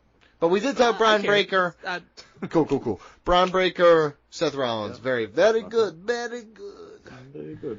And who you got has a shakeout with Street Profits, Motor City Machine Gun, Ciampa, and Gargano. By the way, I am hard as a rock for this match. Why couldn't this match be on WrestleMania? Yeah, but this would be incredible. Look at the people involved in this match. Yeah, watch out! Hold on. Dude, it says TLC. Motor City Machine Gun to then just not be a WrestleMania? Are you fucking kidding me? Again, I love New Day, but if you had a choice between this match or that match to be on WrestleMania, like. Yeah, dude. What are we doing? It's a TLC match, dude. Although I will say this, Motor City Machine Gun needs. What if Fraxium got added as a debut because they dropped the NXT Tag Team title, so I think they're clearly getting called up. Could you imagine them in this fucking match? You better give it a whole hour. Now they better give it to us. You give a whole fuck. Yeah. I'm gonna be disappointed now. Somehow, even with the people involved, I was so high on this, and you're like, yo, I'll make you even higher. And I'm like, oh, cool. Like, And then, imagine they won in their debut. oh my god, pretty cool. Dude. Actually, I'd be fine with almost anybody winning this match. Okay, real quick, an LOL moment for me. It says Hall of Fame class, favorite speech, favorite moment, overall grade, LOL. I was like all the other people in attendance, asleep when this happened. I saw so many pictures of Booker T relaxing his eyes. A lot of people. Stone also had his sunglasses on, but you could see from like the side profile his eyes were closed. Stone Cold Steve Austin said, he's like, I was up to goddamn 315. Might as well have been 316. But I'm telling you the truth. I'm not built to be up that late anymore. He's just fucking running through it. So funny. Okay, so my plan was I'm gonna try to stay up for this. You said that shit to me. I didn't even come close to staying up for this. I made it about halfway through, and I fucking passed out. Couldn't do it. It's a good thing that I didn't try to make it any further because Triple H had a fucking hour speech, so I wasn't gonna make it. But I finished watching it. What an ego on a guy! It's already 2:30 in the morning, and he's like, "Hey guys, hold up, buckle the fuck up." Okay, what was it? I know you don't know how to time work. What is it? 12:30? 1:30? If you're saying it's 2:30, it ended at 3:30 in the morning Eastern time. But anyways, it was a great Hall of Fame. I fucking Triple H is, you're gonna shout him, you do whatever. Yeah, he sucks. He was an egotistical piece of shit. One of the best Hall of Fame speeches of all time. Mm-hmm. Very emotional. Great stories, just showing love for so many people that helped him along the way. Shawn Michaels was a great fucking presenter for him. So many truths ignored. When they kissed on the lips. So many truths ignored in this situation, dude. So many false histories being rewritten. Mm-hmm. Right. Triple H's speech was the best, but I also love the Stone Cold and Bret Hart immortal moment, or whatever they're calling it. We talked about it last week, but it is cool if they do this because maybe next year you got fucking HBK and Taker. Like you can have like legends. Oh my god! Get up there. The circle jerk continues. It wasn't a super long speech, but. Fucking people were asleep, but then Stone Cold gets up there, man, and he's just like, well, goddamn, and everybody's fucking laughing and their asses off. Yeah, because he literally still knows how to do a crime. Bret Hart just smiles and he's like, see a bunch. I noticed Shawn Michaels doesn't have such bad taste after all. Other best moment was. Do you get it? Stone Cold cracks a beer for him and Bret and for Pat McAfee, and then Stone Cold drinking the beer, and Bret goes in the mug. He's like, hell yeah. Left my ass off. Let me tell you something. I just realized it. Shawn Michaels was always a Bret Hart wannabe. That's why he likes the black girls in NXT so much, because that's a Bret Hart thing. He is the king of black girls. Okay, let's not be racist. That's not racist at all. I think that's exactly what happened. That's not racist at all, dude. Bret Hart dominated Salt and Pepper, dude. That's fucking facts, Jack. Mike, what was your overall grade? Oh, I didn't give an overall grade. 8 out of 10? Yes. That's a great grade. Really good. This is a very entertaining Hall of Fame. I like this format of it. I don't like what time it took place. They have to adjust that. I did wake up like fucking very early on Saturday just by happenstance. I was like, all right, I guess I'll watch the Hall of Fame now. Very emotional, though, throughout this Hall of Fame. Natural disasters, emotional. That was Michelle great. McCool. Hello, it is Ryan, and I was on a flight the other day playing one of my favorite social spin slot games on ChumbaCasino.com. I looked over at the person sitting next to me, and you know what they were doing? They were also playing Chumba Casino. Coincidence? I think not. Everybody's loving having fun with it. Chumba Casino is home to hundreds of casino-style games that you can play for free anytime, anywhere, even at 30,000 feet. So sign up now at ChumbaCasino.com to claim your free welcome bonus. That's ChumbaCasino.com and live the Chumba life. No purchase necessary. VGW. Void where prohibited by law. See terms and conditions. 18+. Emotional. Oh, I didn't know undeserved is the word you meant to say, dude. Donnie, I'm going to be honest with you. The Michelle McCool one was the worst one. Yeah. Because she went for like a really long time, and she's like thought she was telling like great stories, and she really wasn't. Dude, it sucked. Her career sucked. Undertaker's in like presenting of her was really good though. Yeah, he's like, she doesn't deserve it, but EVP I pulled introducing Lex Luger was great. Lex Luger standing up. That was my moment of the fucking night.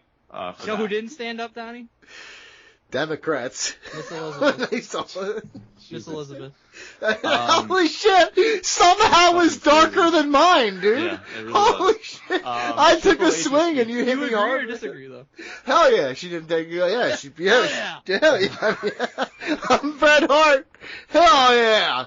Stone Cold and Bret Hart was such an awesome moment. We said when Mike said it again, like, inducting matches is so awesome, and to be able to get them at WrestleMania on the main stage was really cool. Bret hates Triple H. Triple H's speech, Yeah, though, fuck yeah, I know, it's awesome. Triple H's speech is fantastic. Him shouting out so many different people, telling the stories, and as a huge Triple H fan, he's one of my favorites of all time. I really enjoyed that speech, and listen, he had the health issue. You don't know who's gonna fucking be there, so. I thought it was a great speech, great Hall of Fame. I hope they keep this format, and I'm looking forward to see who they induct next year, especially for the match. Like now, when it comes to this, I'm really gonna be looking forward to which match that they induct. Bret and Taker, Taker and HBK. Gotta get them on there. Yeah, you gotta keep the circle jerk going with all these old guys, right? That's a good point. Yeah, agreed. That's kind of what the Hall of Fame is. Yeah, that's the whole point. Welcome. I'm not gonna talk about St. Delivered. Didn't bother watching it. Match moment overall grade, Mike. I would say favorite match was the main event, Femi, Javon Evans, and Trick Williams. It was a really good match, back and forth, a lot of action.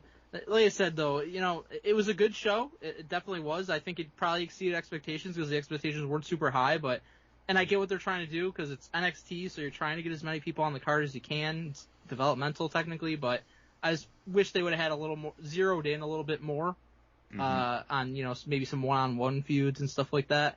But that was a great match, and the women's ladder match was great. The Fatal 4-Way for the women's championship was great. Even fucking Hank and Tank got carried to a good match by Fraxium. Worst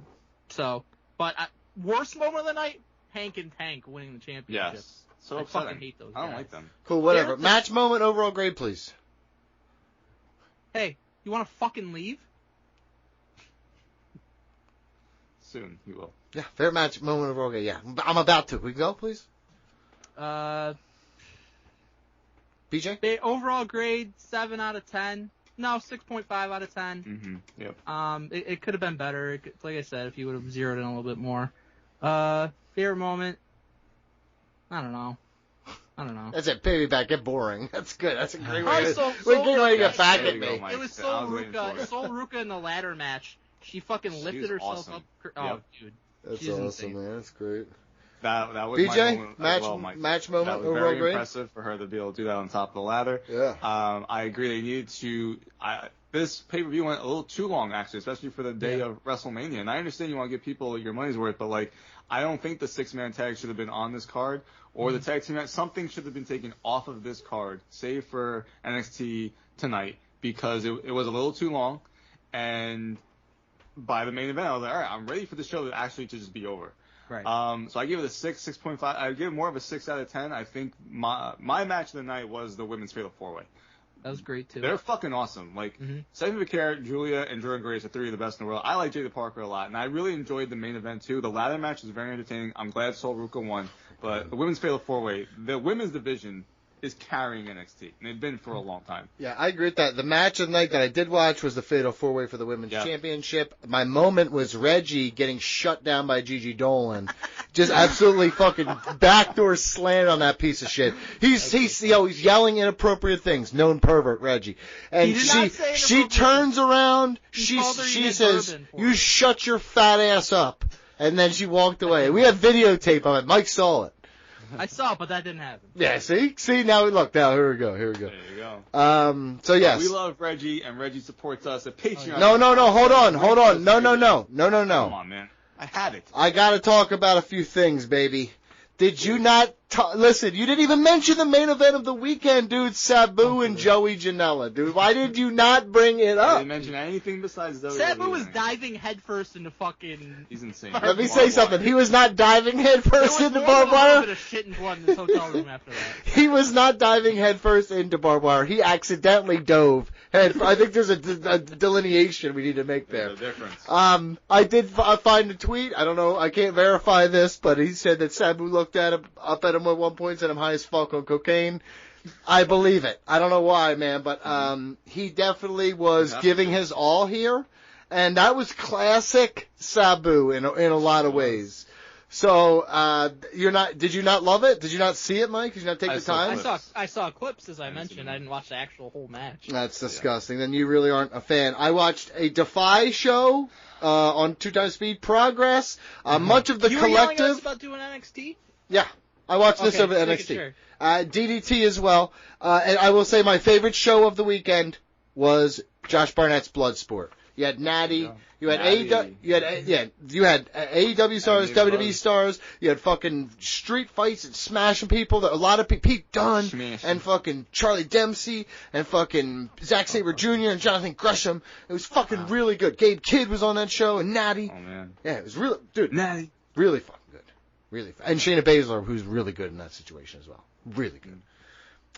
So yeah, that was I watched a lot of extra wrestling, and but still the best one. Match of the weekend for me, Butterbean, Minoru Suzuki, dude. And Minoru Suzuki went on to fight fucking Don Fry later in that weekend. He fought Matt Tremont. He had a fucking weekend, dude. Bart Gunn should have done a run-in on Butterbean. You think that's fucking funny, dude? After all these years, you think that's fucking funny? Hello, it is Ryan, and we could all use an extra bright spot in our day, couldn't we? Just to make up for things like sitting in traffic, doing the dishes, counting your steps, all the mundane stuff. That is why I'm such a big fan of Chumba Casino. Chumba Casino has all your favorite social casino-style games that you can play for free anytime, anywhere with daily bonuses. That should brighten your day a little.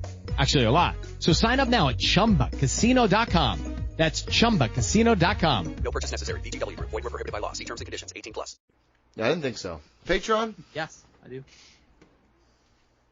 PJ? Patreon? Patreon.com/Ringers Radio. Go there, hear the ad-free version of our podcast. Get early access to retros like WCW Bash of the Beach 95, Major League, Batman Forever.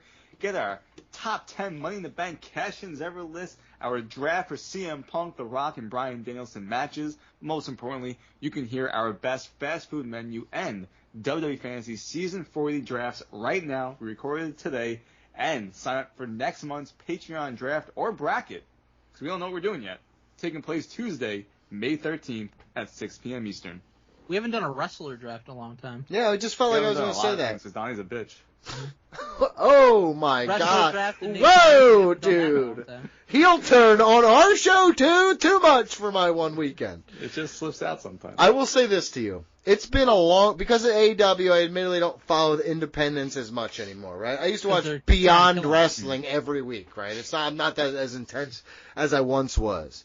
Man, it feels good to be back watching some of it, but I will say this, the independent wrestling scene doesn't have the same fervor it did before AEW came along. Huh. Interesting. Because AEW is awesome now, too, so we already have awesome. So there's now, it's almost like it's a third tier now.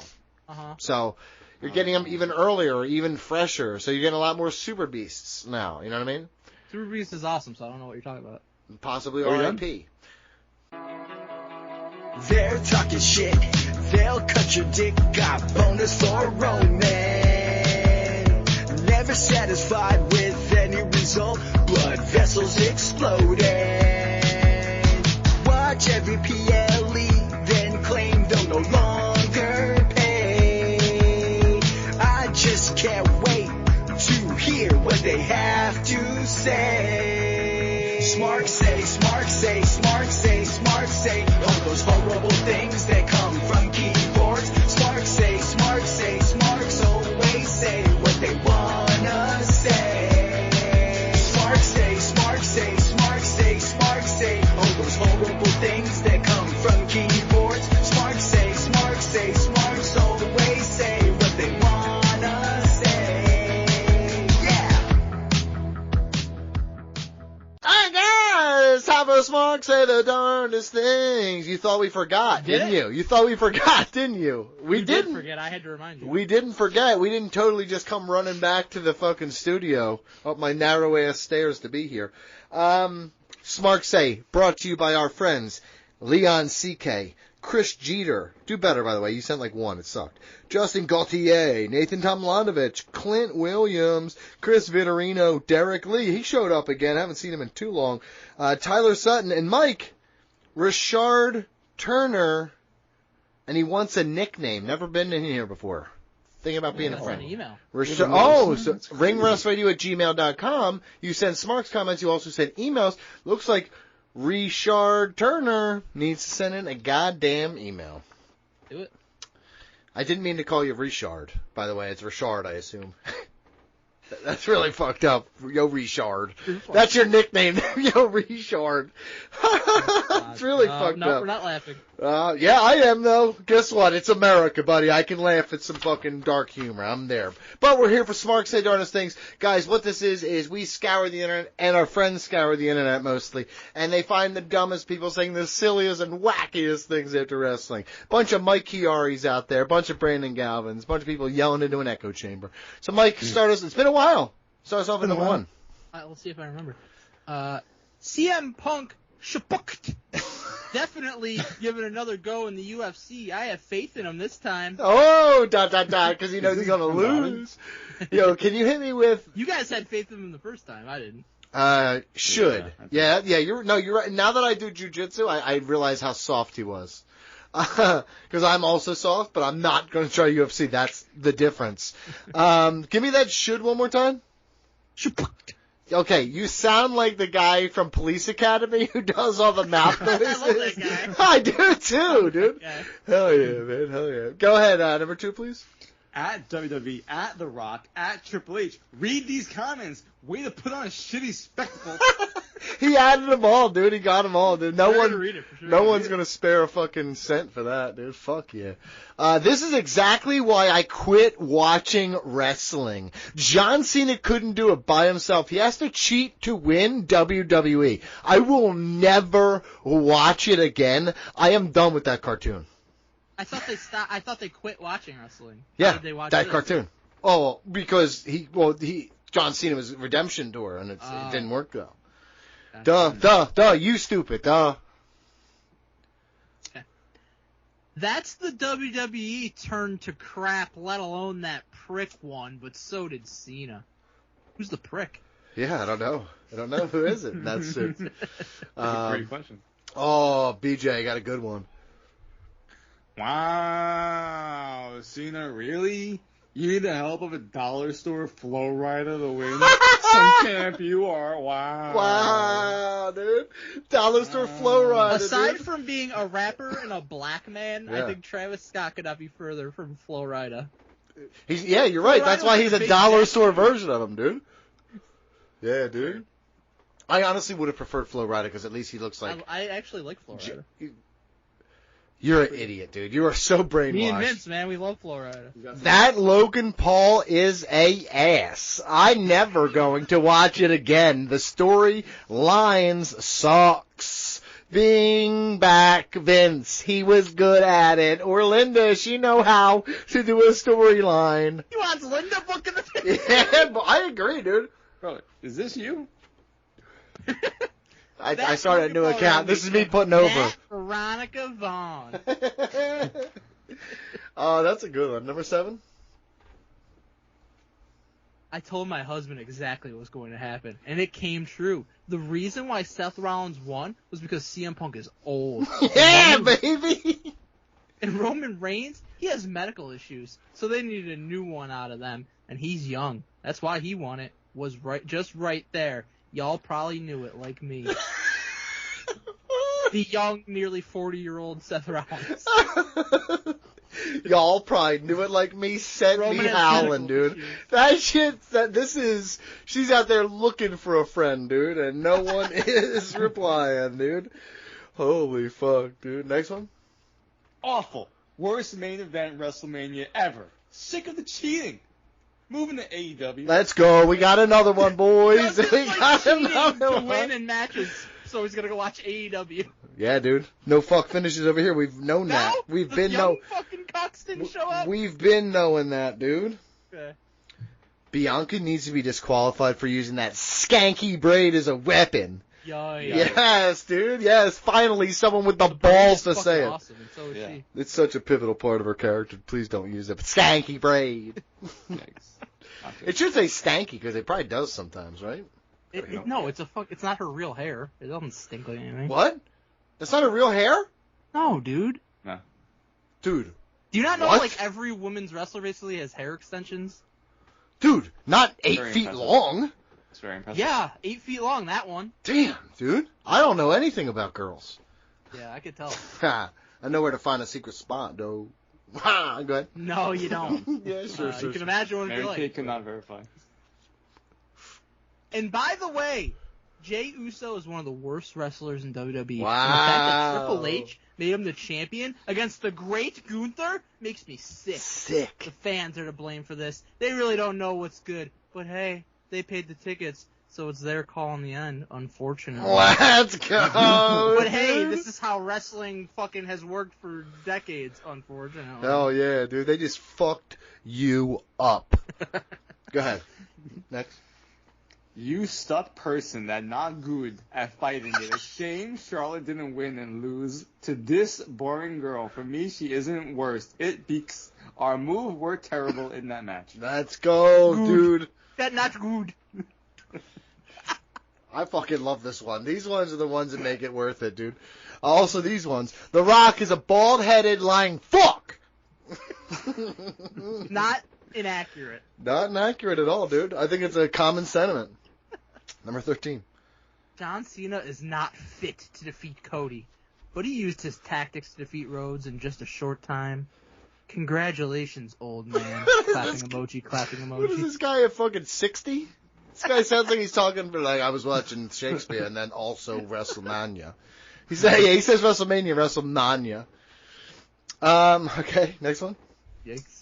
Not enough makeup in the world to fix that face. Who's this for? This was posted on Mike Chiari's account. No, definitely not. There's a comment towards you. It said at Mike Chiari right before it. I cut it out to save you the embarrassment. Gotcha. Okay. Thanks, man. Becky fucking freeloader Rollins. Just cause your boy toy sold out, you get this? I'll tell you what, not my federation. Not my federation is the best. Still real to that. Whew. Not in my federation. That is a southern drawl. I can hear it through the way it's written. That is wild. It is Ryan Seacrest here. There was a recent social media trend which consisted of flying on a plane with no music, no movies, no entertainment. But a better trend would be going to ChumbaCasino.com. It's like having a mini social casino in your pocket. Chumba Casino has over 100 online casino-style games, all absolutely free. It's the most fun you can have online and on a plane. So grab your free welcome bonus now at ChumbaCasino.com. Sponsored by Chumba Casino. No purchase necessary. VGW Group. Void where prohibited by law. 21 plus. Terms and conditions apply. Dude, that is hate. Dude, this is a. Remember Hater's Ball on Chappelle's show? Yeah. This motherfucker is there, dude. Becky fucking freeloader Rollins. Next one. John Cena does not deserve that title. He's a coward who hides behind Travis Scott and that Rock muffler. John Cena don't deserve this belt. Guy's got a point, though. Guy's got a point. And he yelled it very loud. 17? What do you yell? Congrats, win, Jade Cargill. You Rick. It's supposed to be you, Rock. This is an all-time Sparks comment. I don't care. You Rock. I think the you Rick usurps the congrats win a little bit, but I think that's underrated. Congrats win. Like, it's an NPC who just is all fucking programmed wrong, dude. Woo, this is AI. Is AI just making Smarks comments? Because if that's true, I'm for AI now. 18 is me. CM Punk has nothing to be proud of. This clown never main evented a WrestleMania. Main eventing night one doesn't count. It's like the Mickey Mouse main event of Rian's WrestleMania. CM Punk needs to jump off a cliff. Holy shit. Mm-hmm. Jump off. You did a disservice to this. Yes, you did. WrestleMania, they spelled R-E-S-L-E. What was I saying? It's WrestleMania. It's WrestleMania. Like WrestleMania. But no, it'd be WrestleMania. No, WrestleMania. WrestleMania. There's no two E's. That's not it. It doesn't matter. You gotta change it up because you're just saying WrestleMania. Yeah, like you stumbled because of the way it's spelled, but people wouldn't know that. Yeah, because I didn't look at them beyond just the first time I saw them. He thought that was spelled correctly. Yeah, I don't see it. Yeah, we're talking about main event, right? Like, where's the issue here? I'm confused. Number 19. Holy shit. Flair is built like a cigarette with clothes on. Wow, what the fuck? There's so much sexism in this. Holy shit. It's funny, dude. I'm like, oh shit. It's awful, but it's funny. Worst. Oh no, it's you, bud. I'm sorry. Thank you. Worst champion ever. Even Doink the Clown would be better. Yes, dude. This Clown was cool. I don't care. I don't think he's world champion material though. The heel version, sure. He could. Matt Bourne. Yeah. Quit licking that title. That was on Logan's balls. Balls with a Z, by the way. Mm-hmm. I saw this a couple times, actually. Apparently, this is a popular one. Did someone lick the title that Logan had? It was on his balls or something? Jacob Fatu. Oh, there you go. That was on his balls. There you go. That makes sense, man. Triple H. Yeah, hold on. I got to cut this audio. Go ahead. Triple H is ruining this company. Bring Vince back. Let's go. I heard that a lot, dude. Yo, I heard that a lot. It is wild how many people because it was in your mind. That's why. Nah, dude. Let me tell you something. Googs it, man. There's a movement. We're gonna start one of those petitions. Get him back. No, we're not. I am. Go ahead. Okay. Dom go hard. That was massive. Dom go hard. All this haterade need to be poured in the drain. For too long, the name Mysterio was synonymous with deadbeat. Now, thanks to Dom, it means champion. This sounds like Dom sent this. Doesn't it? Holy shit, that's dumb as shit. That was magic. She is not a good wrestler. Not deserved win.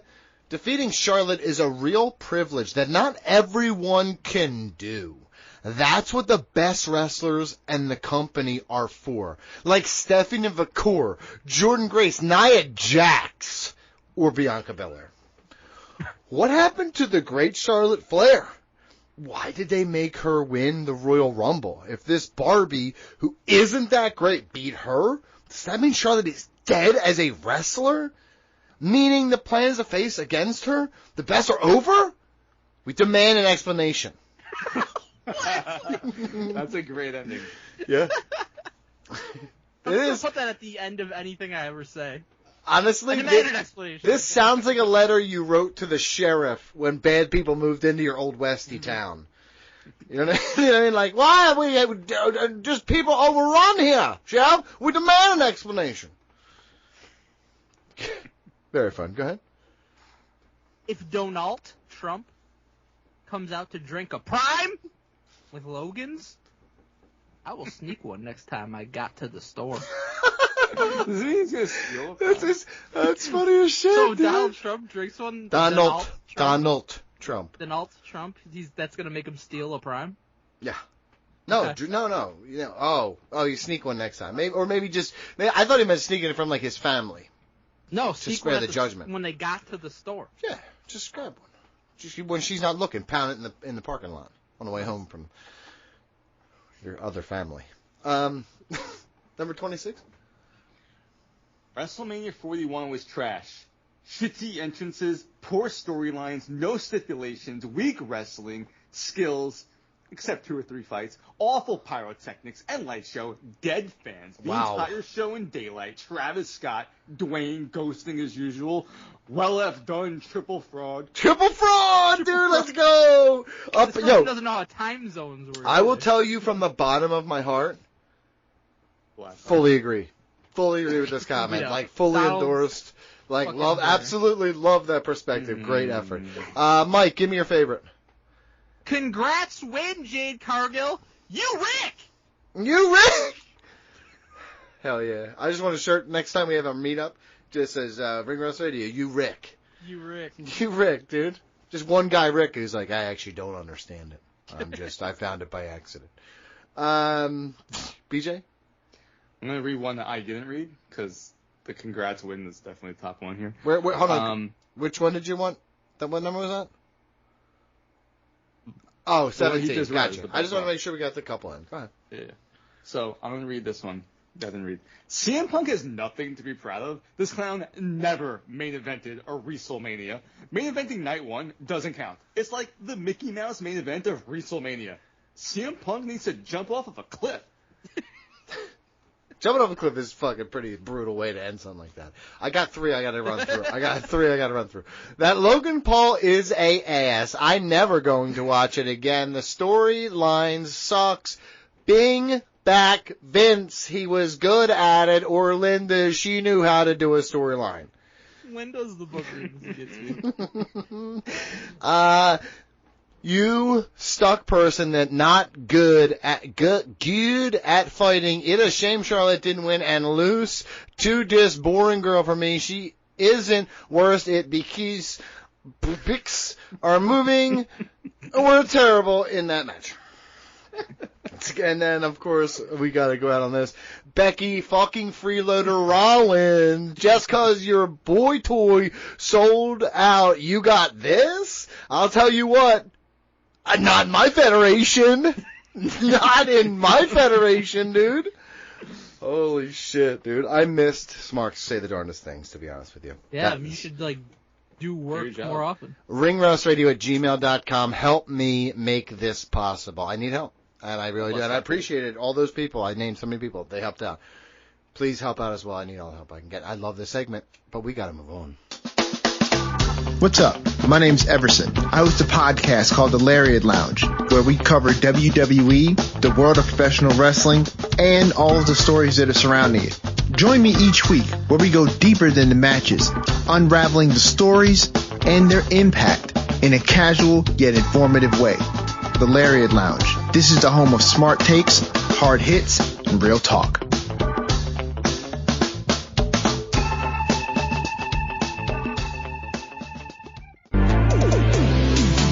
Strangeness in the latest report. You gotta call Dirt Sheet Buster. Egregious lies anonymously sourced.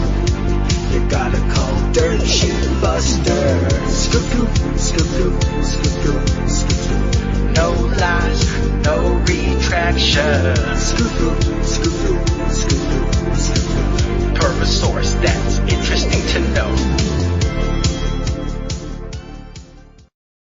Alright guys, it's time for my favorite segment of the week. It's Dirt Sheet Busters. It's just me and my buddy BG. All the toxicity that Donald Wood brought to the show today, it's gone. You can rest easy. You can kick your feet up. You can enjoy the home stretch of this episode. I'm excited for that. BG? So soothing when he's not here. I know.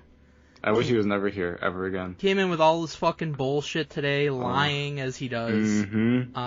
So annoying. Which would make him being here for this segment very fitting because it's about the lies of the Dirt Sheets, but he's a coward, so he's not here, but that's fine. I like it better that way. That's for damn sure. Hell yeah. We're going to start with one from Alv. Good old Brian Alvarez. Poor guy.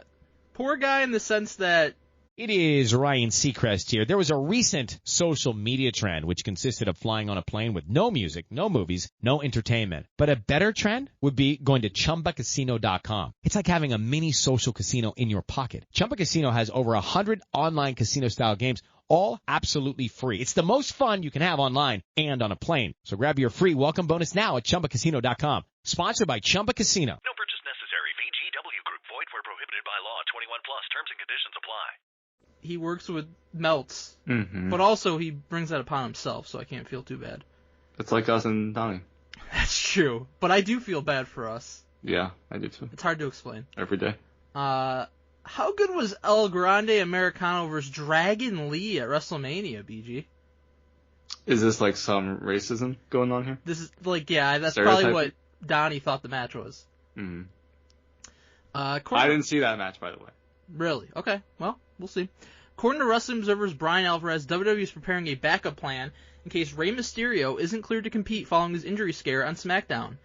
In a subscriber update on Twitter, Alvarez reported, and I quote, I am told still no word on Rey Mysterio, but Dragon Lee is the likely replacement if he can't wrestle. They could do Phoenix, but my presumption is El Grande needs to win the first match, and they probably wouldn't want to beat Phoenix so early. You presumed wrong for everything. Yeah. Presumed very wrong. I'm glad that people had to pay for that on Twitter. It was actually my assumption that it was going to be Phoenix after what happened on SmackDown, because El Grande Americano was fucking with Phoenix the whole time. So, that's true. I thought that was a better assumption to make. Considering you had this big debut for him and didn't have a WrestleMania match for him, it just makes sense.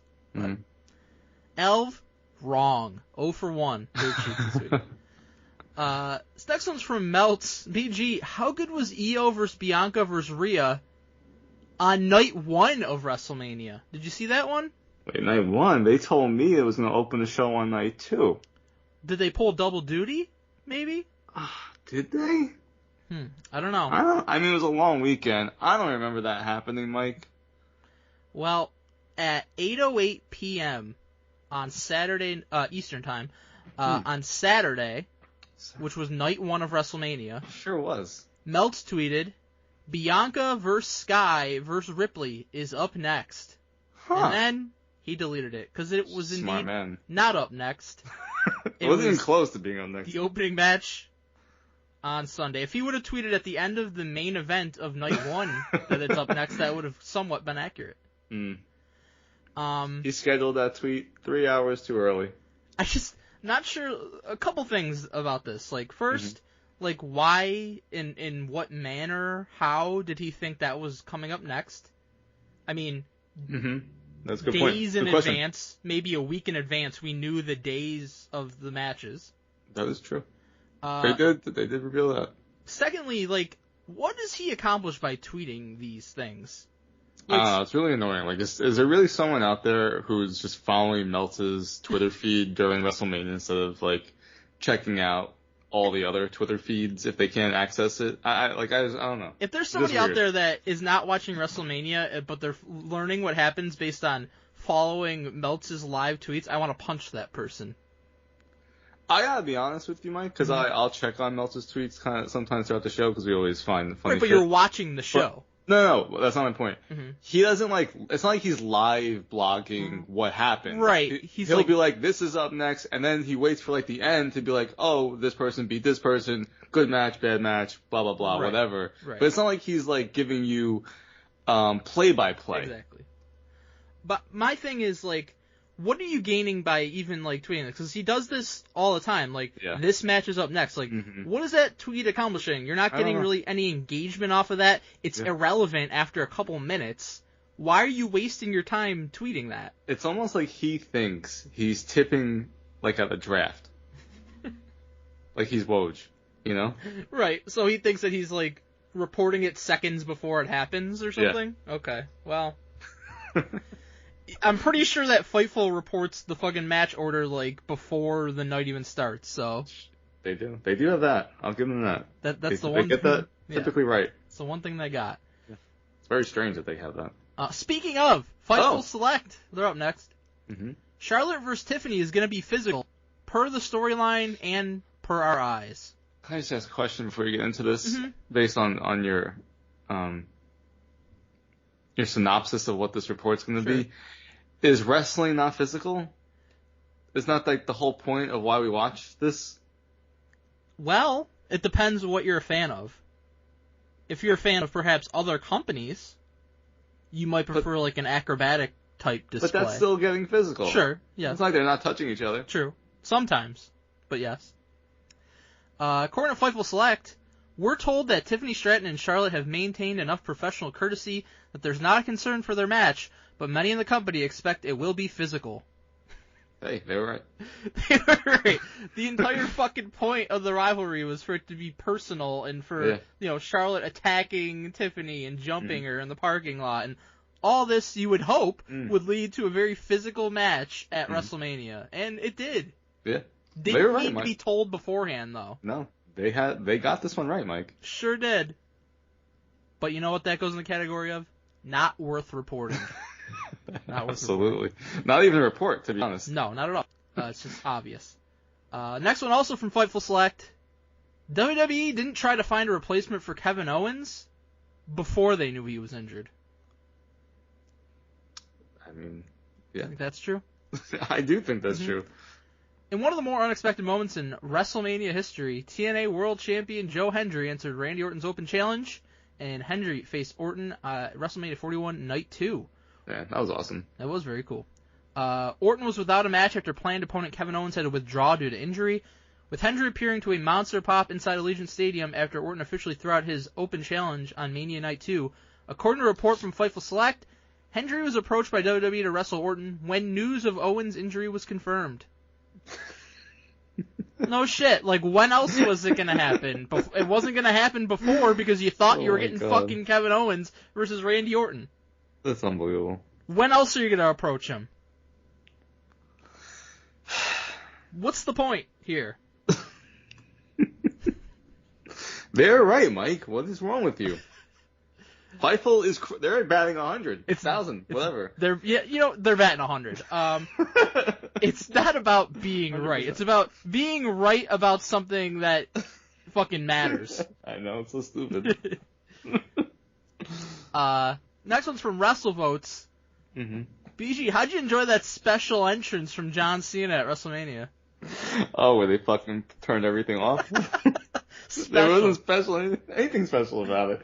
It was actually the complete opposite of special on purpose. Exactly what John Cena told us a month ago. You get nothing.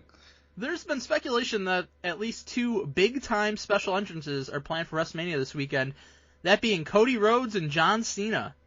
See, that's where they fucked up, Mike. Mm-hmm. All they had to do was leave it. There's some big entrances planned for WrestleMania. Don't be so specific. They fucked up. Roman Reigns and Tiffany Stratton will have enhanced entrances as well. Did Roman Reigns have an enhanced entrance? That's kind of in the eye of the beholder. Tiffany did. She had the pretty cool Barbie one. That was one of the best entrances. Roman, the entrance itself wasn't really, but they did drop down those screens. Okay, I noticed that, and I was like, was that happening the whole fucking show?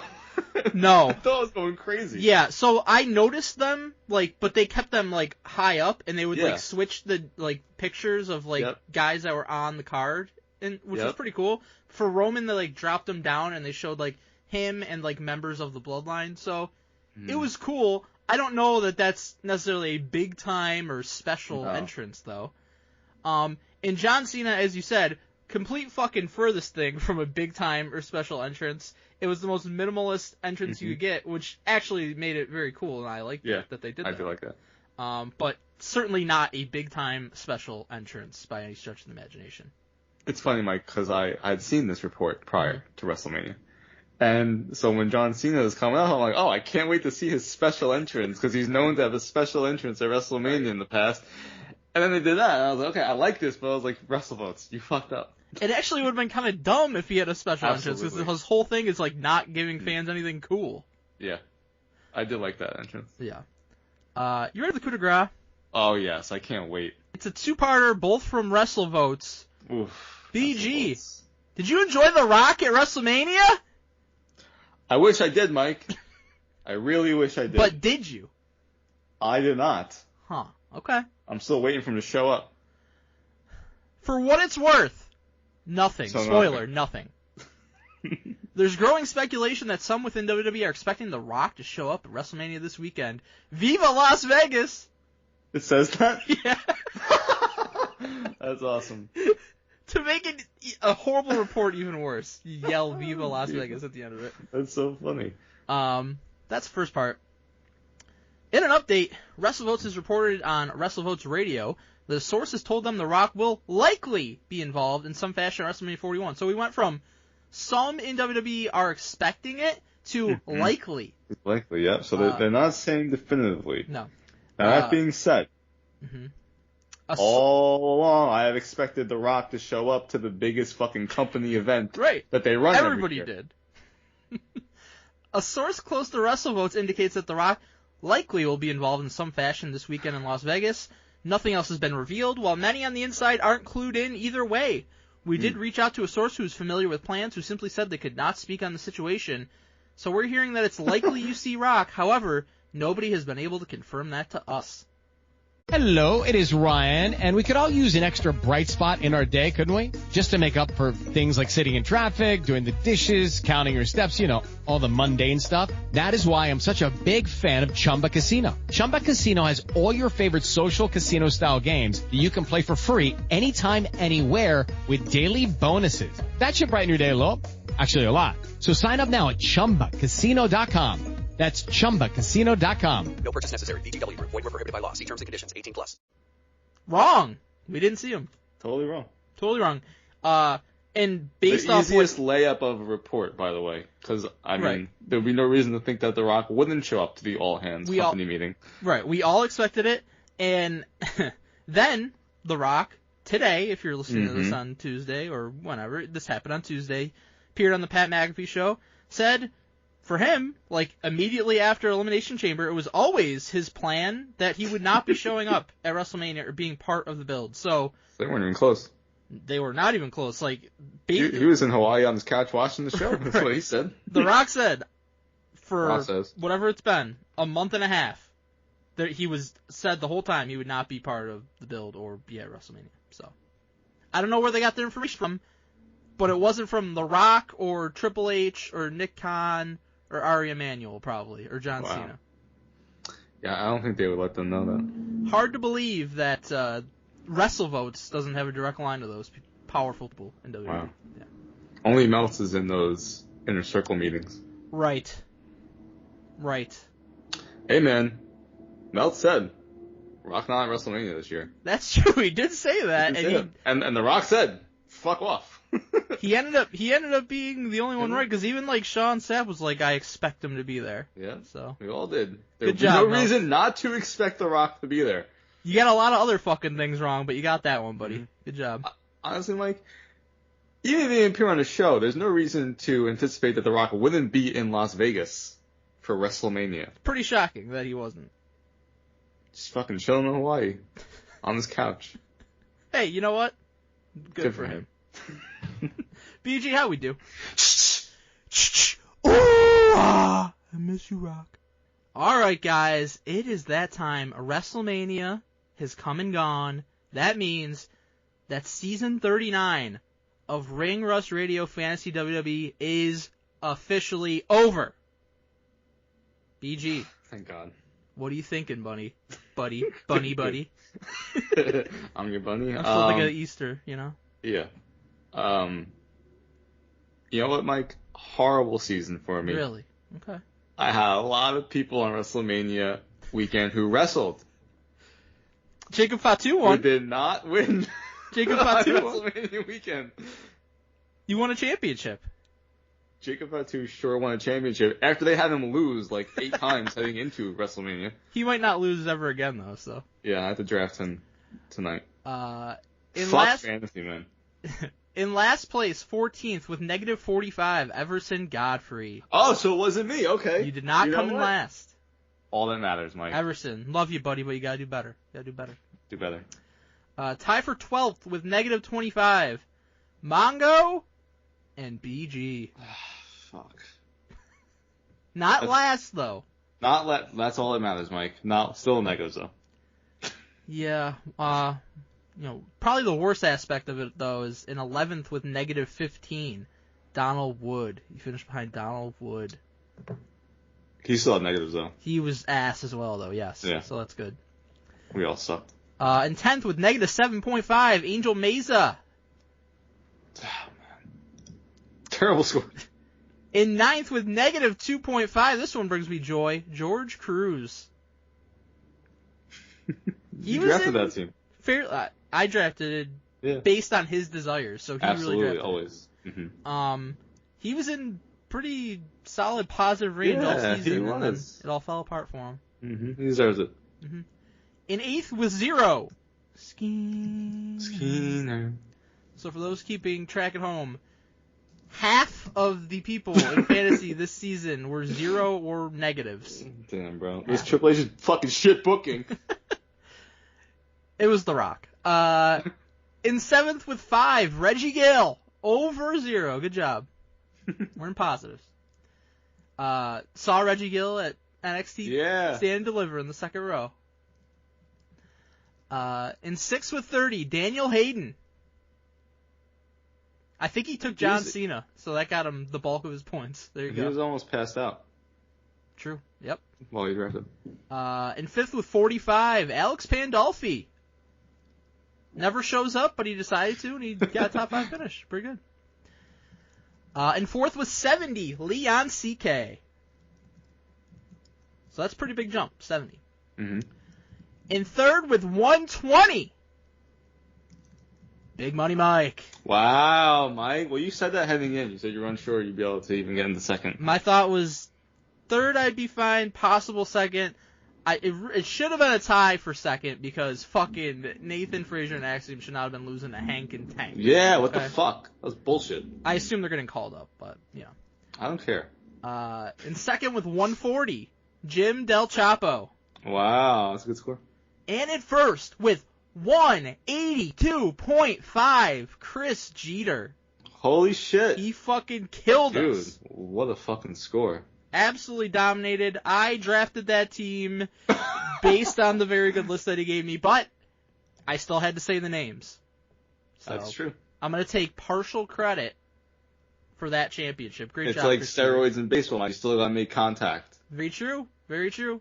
Doesn't matter if I got a torpedo bat or a stick. I still got to make contact. There you go. Guys, thanks so much. A great season. And season 40. Season 40 is happening. Cannot wait. On that note, BG, we're going to close it out with emails. Let's do it. Always been a favorite segment, but especially now that Donnie basically never shows up for it. Mm-hmm, absolutely. We can have a great time just doing the email, actually like taking it seriously, having a good conversation. I love it. Guys, ringrustradio@gmail.com. That's right. As we mentioned the last couple of weeks. Ringrustradio@yahoo.com is no longer. Ringrustradio@gmail.com. Also, go to patreon.com/ringrustradio. If you contribute to the email tier higher, we have to read at least one of your emails every single month. Only one email this week, but it's a very good one. It's from Matt Bowers of Pain. Subject, non-wrestlers top 10. Hey there, my rusty friends, and Donnie, if he shows up. He didn't. He hates you and all listeners. But we love you, Matt. I was thinking, what are your top 10 favorite WrestleMania moments that involve non-wrestlers? Can be involved in a match or not. Thanks and have fun, Matt Bowers. This is a pretty loaded question, Mike. I had to do quite a bit of Googling for this. Mm-hmm. And then I started to... Because my initial thought was, okay, like a Pete Rose appearance. Yes. Like a cameo. But then I was like, well, over the course of time, even from the inception of WrestleMania, but especially the past decade or so, a lot of non-wrestlers, quote-unquote celebrities, have now had matches. True. Wow, these people have had some really fucking good matches as far as I'm concerned. So that really shifted my focus of my list. Right. So it's a lot more match-based, actually, than just, like, a moment. Here's the way I looked at it. Mm-hmm. So, like, I have moments that were not necessarily matches with celebrities. Mm-hmm. Yep. And I have matches. Mm-hmm. But I'll just say right now, like, kind of the way I look at it is, like, almost like if it's their first match or something like that. Like, if it's Logan Paul and, you know, I really liked his match against AJ Styles, like, that's not making the list because he's not a non-wrestler anymore. You know That's what I mean? fair. Yeah. I mean, I do have multiple Logan Paul matches. But like, I did consider that, but I was like, right. you know, he hasn't been doing it for so long. Right. I guess it's he kind doesn't of the eye of wrestle the that beholder. much. Yeah. That's just how I chose to look at it. What do you want to do? Do you want to, like, switch off 10, 10, 9, 9 like we kind of do with our list episodes? Okay. Yeah, let's do it that way. All right, you can go first. Okay, my number 10. Again, there were a bunch of things, especially when I started to Google things. I was like, wow, there's a lot more moments than that than just hit me, like, when I first saw the question. So, number 10, and it's more just because I really like him, Shaq in the Andre the Giant Battle Royal WrestleMania 32. That is what I thought about, and the reason I thought about it, and it was, like, fun, was because, like, that was not pre-announced. Right. He was just there. Randomly. Him and Tatanka were just there. Exactly. And so I remembered, when I saw it, I was like, that was really fucking fun. And it's not like it was such a special moment, but it was like, that was a great use of Shaq, who we've always like wanted to be doing something with them, and like so I thought that was a really fun spot. Right. He did that, and then he eventually had a match with future WWE stars Cody Rhodes, Brandy Rhodes, and Jade Cargill in AEW. Right, in AEW, yeah. My number 10. It's an oldie but a goodie. WrestleMania 3. Alice Cooper, he's in the corner of Jake the Snake Roberts, and he grabs Damien and scares Honky Tonk Man and makes him run away. For whatever reason, I remember watching WrestleMania 3, tape of it when I was a kid and thinking this was funny. And, I like Alice Cooper, of the older, 70s, 80s kind of rock, performers and bands and stuff like that. Alice Cooper is pretty cool. I saw him open for Motley Crue before, so. Ryan Seacrest here. When you have a busy schedule, it's important to maximize your downtime. One of the best ways to do that is by going to ChumbaCasino.com. Chumba Casino has all your favorite social casino games like spin slots, bingo, and solitaire that you can play for free for a chance to redeem some serious prizes. So hop on to ChumbaCasino.com now and live the Chumba life. Sponsored by Chumba Casino. No purchase necessary. VGW Group. Void where prohibited by law. 21 plus. Terms and conditions apply. Pretty fun moment, I feel like. That is very fun. School's out for summer. Yeah, in the early WrestleManias, I don't have that big of a connection to. I only watched them once growing up, and so a lot of mine is more recent. But one that is now 25 years old, as crazy as it is, Kane Tombstone's Pete Rose. This was the first WrestleMania where I was now kind of really a fan, because it's right after WrestleMania 2000 video game came out. Right. And so I was really into it, and this is, my prime of coming into as a fan, of course. And so one of my good friends at the time, he hosted WrestleMania, and this was for WrestleMania 2000. They basically had an all-day marathon. So we were at his house all afternoon. Everyone's hyped up for WrestleMania. So this was the first WrestleMania I actually watched live. And so Kane, Tombstone, and Pete Rose. I knew Pete Rose. I wasn't as much of a baseball fan at this point, but Kane was one of my best friends, his favorite wrestlers, and so this came out, and it wasn't a great match or anything afterwards, but this was a very fun moment. And I think it's one of the more iconic celebrity moments, especially at this time, where they were just kind of sprinkling in things for celebrities to do, and it became a running gag with him also. Right. I will say I have that significantly higher. My number 9 is a very recent one, WrestleMania 39. Snoop Dogg subs in for the injured Shane McMahon after he blows his knee out. So Snoop Dogg was just supposed to be out there having some fun, making an announcement, and Shane fucking blows his knee out at a leapfrog, and I don't know who was involved in this decision. I don't know if it was, Triple H saying it over the earpiece, or I don't know if Vince was making any decisions still at that point, or if The Miz said something, but whoever came up with this on the fly, absolutely incredible. You know what? All of a sudden, no, Snoop Dogg is having the match against The Miz, and we're just going to do it real quick. And they did it, and it went off perfectly, and it was very fun, short little segment. And Snoop Dogg technically beats The Miz in a WrestleMania match. It was just awesome how they were able to do that, because that could have easily just been Shane blows his knee out, and then they just end the segment, and that's it. But they were able to still make it a fun segment where the fans were happy by just having Snoop Dogg do that. And it was very cool. I think, if I recall correctly, there was The Miz calling that on the fly. Yeah. Our boy, The Miz. It would make sense because he's brilliant. Yep. I actually had that on. I took it off because I mentioned that I was really favoring real matches. And so it's funny you said Logan Paul, I would have taken a bunch off. So I do have a bunch of Logan Paul matches on here.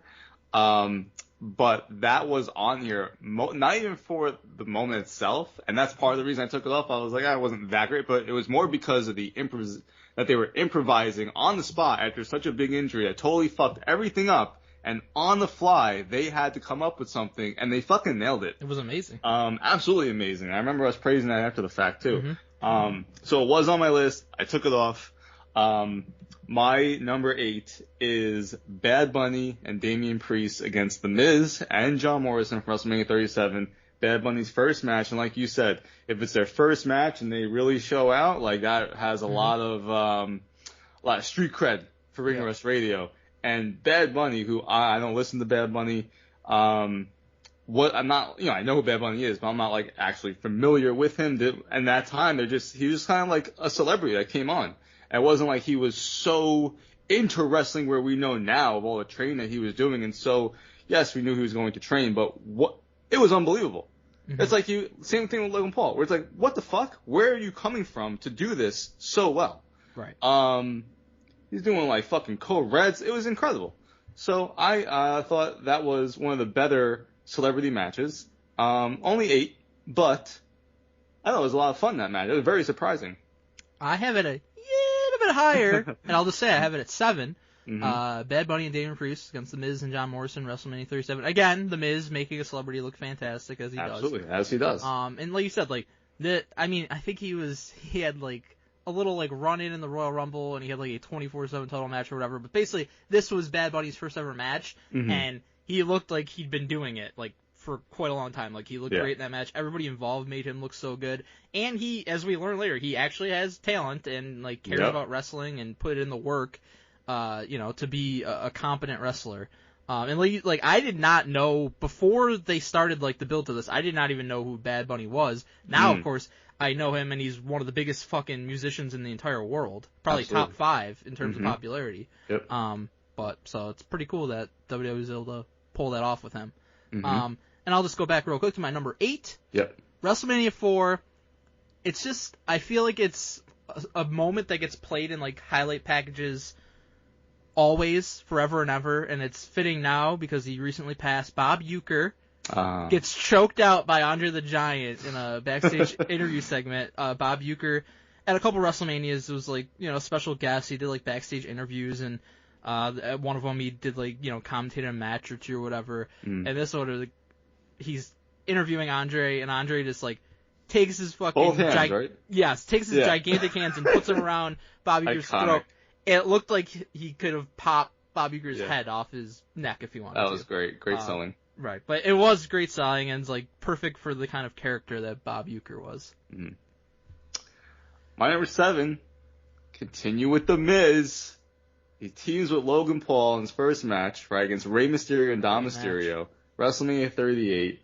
And again, it was like, where the fuck does this guy come from, who I don't even like? I know Logan Paul at this time, like, I don't fucking like you. I don't like the shenanigans that you've done. But I was like, holy shit, why are you good at this? And you're going to hear that a lot more on my list.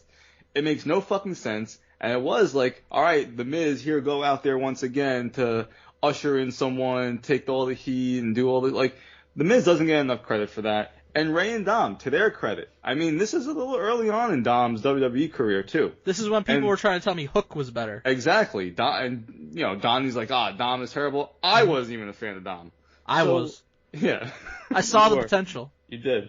So to me, it was like, all right, fuck, Rey and The Miz had to carry this fucking WrestleMania tag team match that they're just doing to get a celebrity in.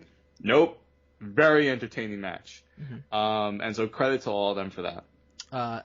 As I said, I did not include anything from Logan Paul because he's become just a wrestler. But if I was including it, that obviously would have been on my list, no doubt. I go back to 6 then. Number 6, sticking with it, Mike. Sorry, but Logan Paul against Kevin Owens and Randy Orton. Big reason, Mike. We were there. We were there. Great I don't need much else to say. When we're there, it gets like 20,000 times more fucking points for me. It's just important when we were there. We're in a fucking suite.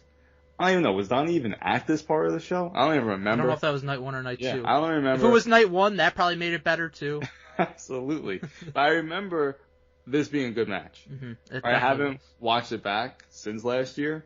But, I mean, Logan Paul is great. Kevin Owens and Randy Orton are awesome. I enjoyed the feud heading in. And so I did have this on there. Number 6.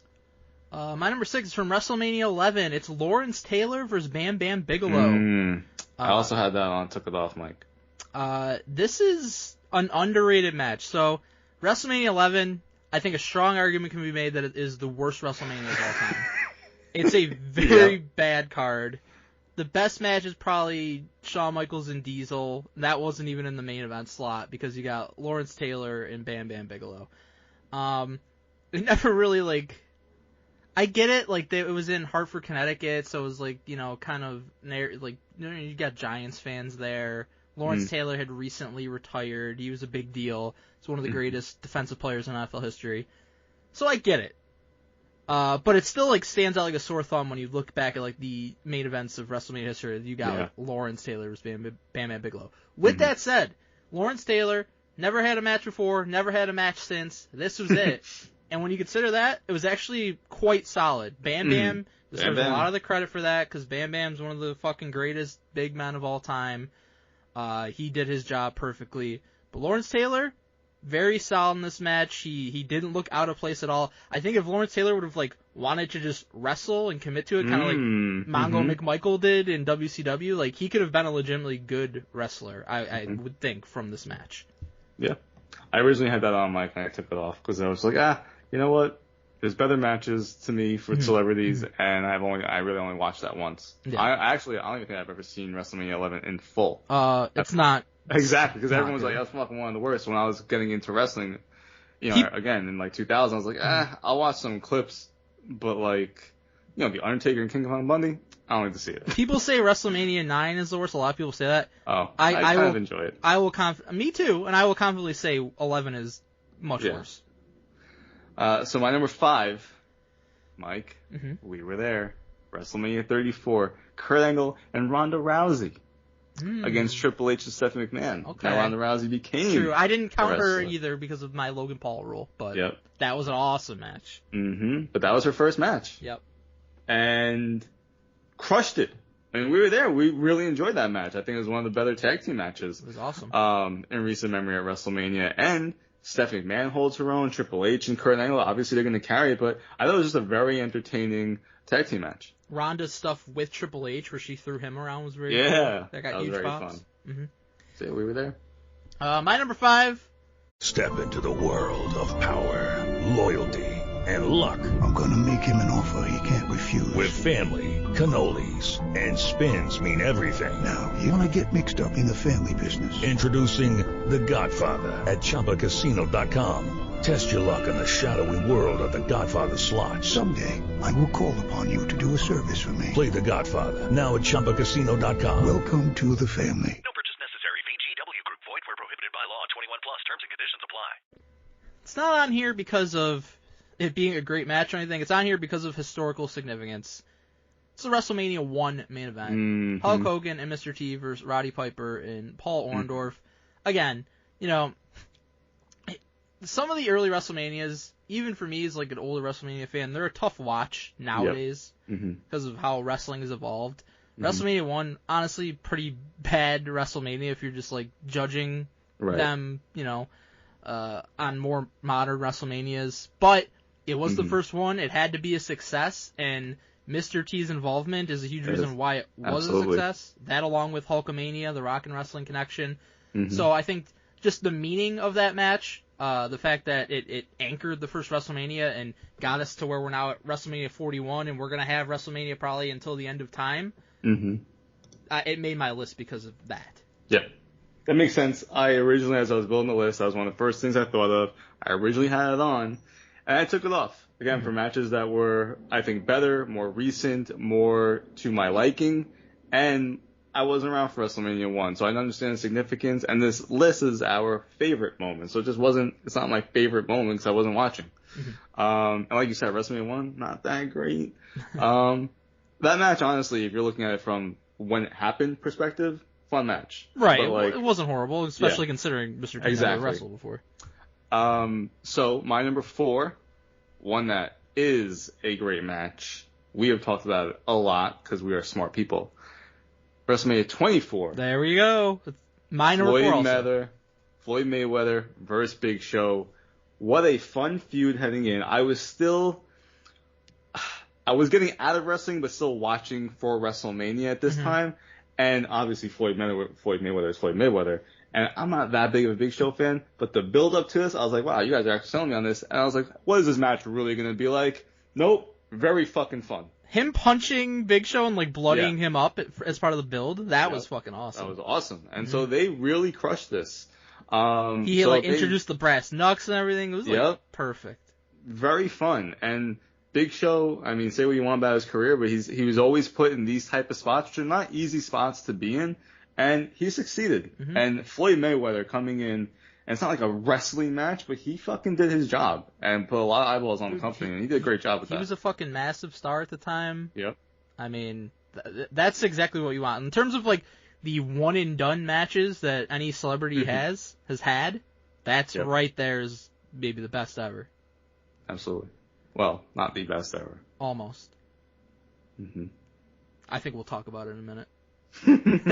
Yep. Well, technically, that guy had another match, but, you know. That's true. Your number 3? So your number 4 was also Floyd Mayweather? Okay, yep. My number 3, it's not going to be on your list. Logan Paul versus Seth Rollins from WrestleMania 39. That was a spectacular match. Awesome match. Listen, if you want to put it in there, you could throw the whole speed thing. Mm-hmm. Right? So there is that celebrity moment of a non-wrestler, but this match was so fucking awesome. WrestleMania 39, Night 1, is one of the best fucking shows I think there has been in the past decade. Yeah. So much fun from top to bottom. And this is a big part of it. And Seth Rollins coming in there, and Logan Paul, again, it was only a year prior that was his first match. So now he's only had, a couple, I think, at this point? Yeah, I think he had like a SummerSlam match. Right, I think so. And so here it is. Seth Rollins, go be a fucking workhorse and put this guy over in such a way. But Logan Paul shows up and does a fantastic job. This really over-delivered as far as I'm concerned. Yep. My number 3 is one you mentioned earlier. It's Kane, Tombstone's, Pete Rose. Multiple times. This happened 3 WrestleManias in a row. Yeah. I'm really partial to the one where he was in the San Diego chicken suit. Yeah, that's and you didn't know it was him. But then Kane figures out and fucking Tombstone's out and takes the head off, and it's Pete Rose. Mm-hmm. It was just such a great gag. I don't know. I would love to know like the actual like specifics behind it, like what made them decide to have Pete Rose on. Right. What made them decide to have Kane tombstone him and then make it. I mean, I think it makes sense they made it into a thing because it just got over as such like a fun moment when he did it the first time. But I just love that, like, for a few years there, you were, like, waiting and hoping for Pete Rose to show up so Kane would fuck him up. Absolutely. My number 2 is Mike Tyson helping Stone Cold at WrestleMania. So I'll tell you right now, we have the same 1 and 2 just flipped. Okay. I know that for a fact. We definitely have it as a fact. But Mike Tyson helping Stone Cold. So again, Mike, I mentioned when I really got into wrestling, I was not watching wrestling really. And this is around the time when my friends are really starting to get into wrestling. So I'd only be at certain pay-per-view events when they would have. And I didn't watch WrestleMania 14 live. So I only watched clips back during the Attitude Era of this happening and understanding the importance of it all. I wasn't watching live, but there's no denying the importance of Mike Tyson's introduction to WWE, WWF, and helping Stone Cold and that whole thing. I mean, I can picture myself in that moment marking the fuck out. Yeah. That's my number 1. And I was watching hardcore at that time. I remember, like, Royal Rumble, they show him in the skybox, and he's all hyped that Stone Cold won the Rumble. He's calling him Cold Stone, which is fucking hilarious. And then that segment on Raw is one of the fucking biggest segments in wrestling history where, you know, him and Austin are going at it, the fucking security, and everybody's trying to break it up. And then the build toward it, you got Tyson with DX, and you think he's with DX, then you get to the match, he's a special enforcer, ends up turning on Shawn Michaels, turning on DX, helping Austin, tears off his shirt, he's got a Stone Cold shirt on, like, one of the most significant... That's great. Tyson's one of the most famous athletes of all time, one of the most popular athletes of all time. All this stuff, and Eric Bischoff has said it, he's like, when I saw they had Tyson, I saw what they were doing, I'm like, we're fucked. That's what, and other guys in WCW have said that too, like, oh, we're fucked. They got Mike Tyson, and they're doing this. And it was true. I mean, they pretty much took over and dominated from that point forward, WWF, and it's because they were able to get such a mainstream person like him involved. When the WWE Network first came out, I started watching the Attitude Era. Started with, like, the Royal Rumble 97, and made it all the way till, like, January 2000. I was like, all right, they introduced SmackDown, it's too much. Right. But watching this all back, I was like, holy shit, this is fucking awesome. Yep. Undeniable. And so my number 1, so this is going to be your number 2, Sami Zayn versus Johnny Knoxville from WrestleMania 38. One of the most entertaining fucking matches that you will find. I thought it was bullshit heading in that this is what they were doing for the most part. Because I was like, what could they possibly do? They can get a big mousetrap. That's what they could do. They get a big fucking a big hand to fucking slap through all the fucking jackass. And I love Jackass. I love Johnny Knoxville too. But I didn't think this was going to be anything. It was going to be a fucking joke.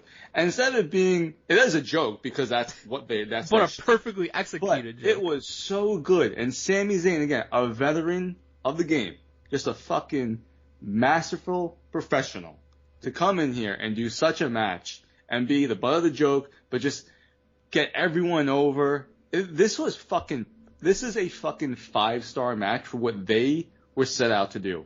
I will forever die on that hill. Yep. This is perfect. And there's probably guys who would be in Sami Zayn's position where pissed. They're a great wrestler and they're one of the best, and they probably like turn their nose up and this, feel like, oh, this is fucking beneath me. But Sami Zayn didn't do that. He went in all in on it. The build was fucking awesome. Like, he showed up the Jackass Forever like red carpet and made like a scene, and then the match just delivered. Like, you get all, like, if you're a fan of Jackass, like, you got all the fucking characters showing up. You had Wee Man, and you have all these gags, shit that you would see if you were watching Jackass. It was just like, I don't know who the brainchild was behind this. I'm sure there were multiple people that came up with stuff, but chef's kiss. That was perfect. Yep. Like, when Sami Zayn gets inducted into the Hall of Fame, this is going to be one of the things that they talk about. Absolutely. You'll see highlights of it in the package, too. Fucking awesome. So, very fun top 10 list. Dude, that was a great email. Matt Bowers. Killed Thank you, Matt Bowers. Great job. I'm so happy Donnie wasn't here on this. Absolutely. I hope we did it justice, man. Guys, thank you so much for listening. I hope you enjoyed the show, especially the last little bit when it was just me and BG. Enjoyed talking WrestleMania. Great show. BG, love talking to you, buddy. And all of you listeners, we appreciate you so much, and we'll catch you guys next week. Step into the world of power, loyalty, and luck. I'm gonna make him an offer he can't refuse. With family, cannolis, and spins mean everything. Now, you wanna get mixed up in the family business. Introducing The Godfather at ChumbaCasino.com. Test your luck in the shadowy world of The Godfather slot. Someday, I will call upon you to do a service for me. Play The Godfather now at ChumbaCasino.com. Welcome to the family. No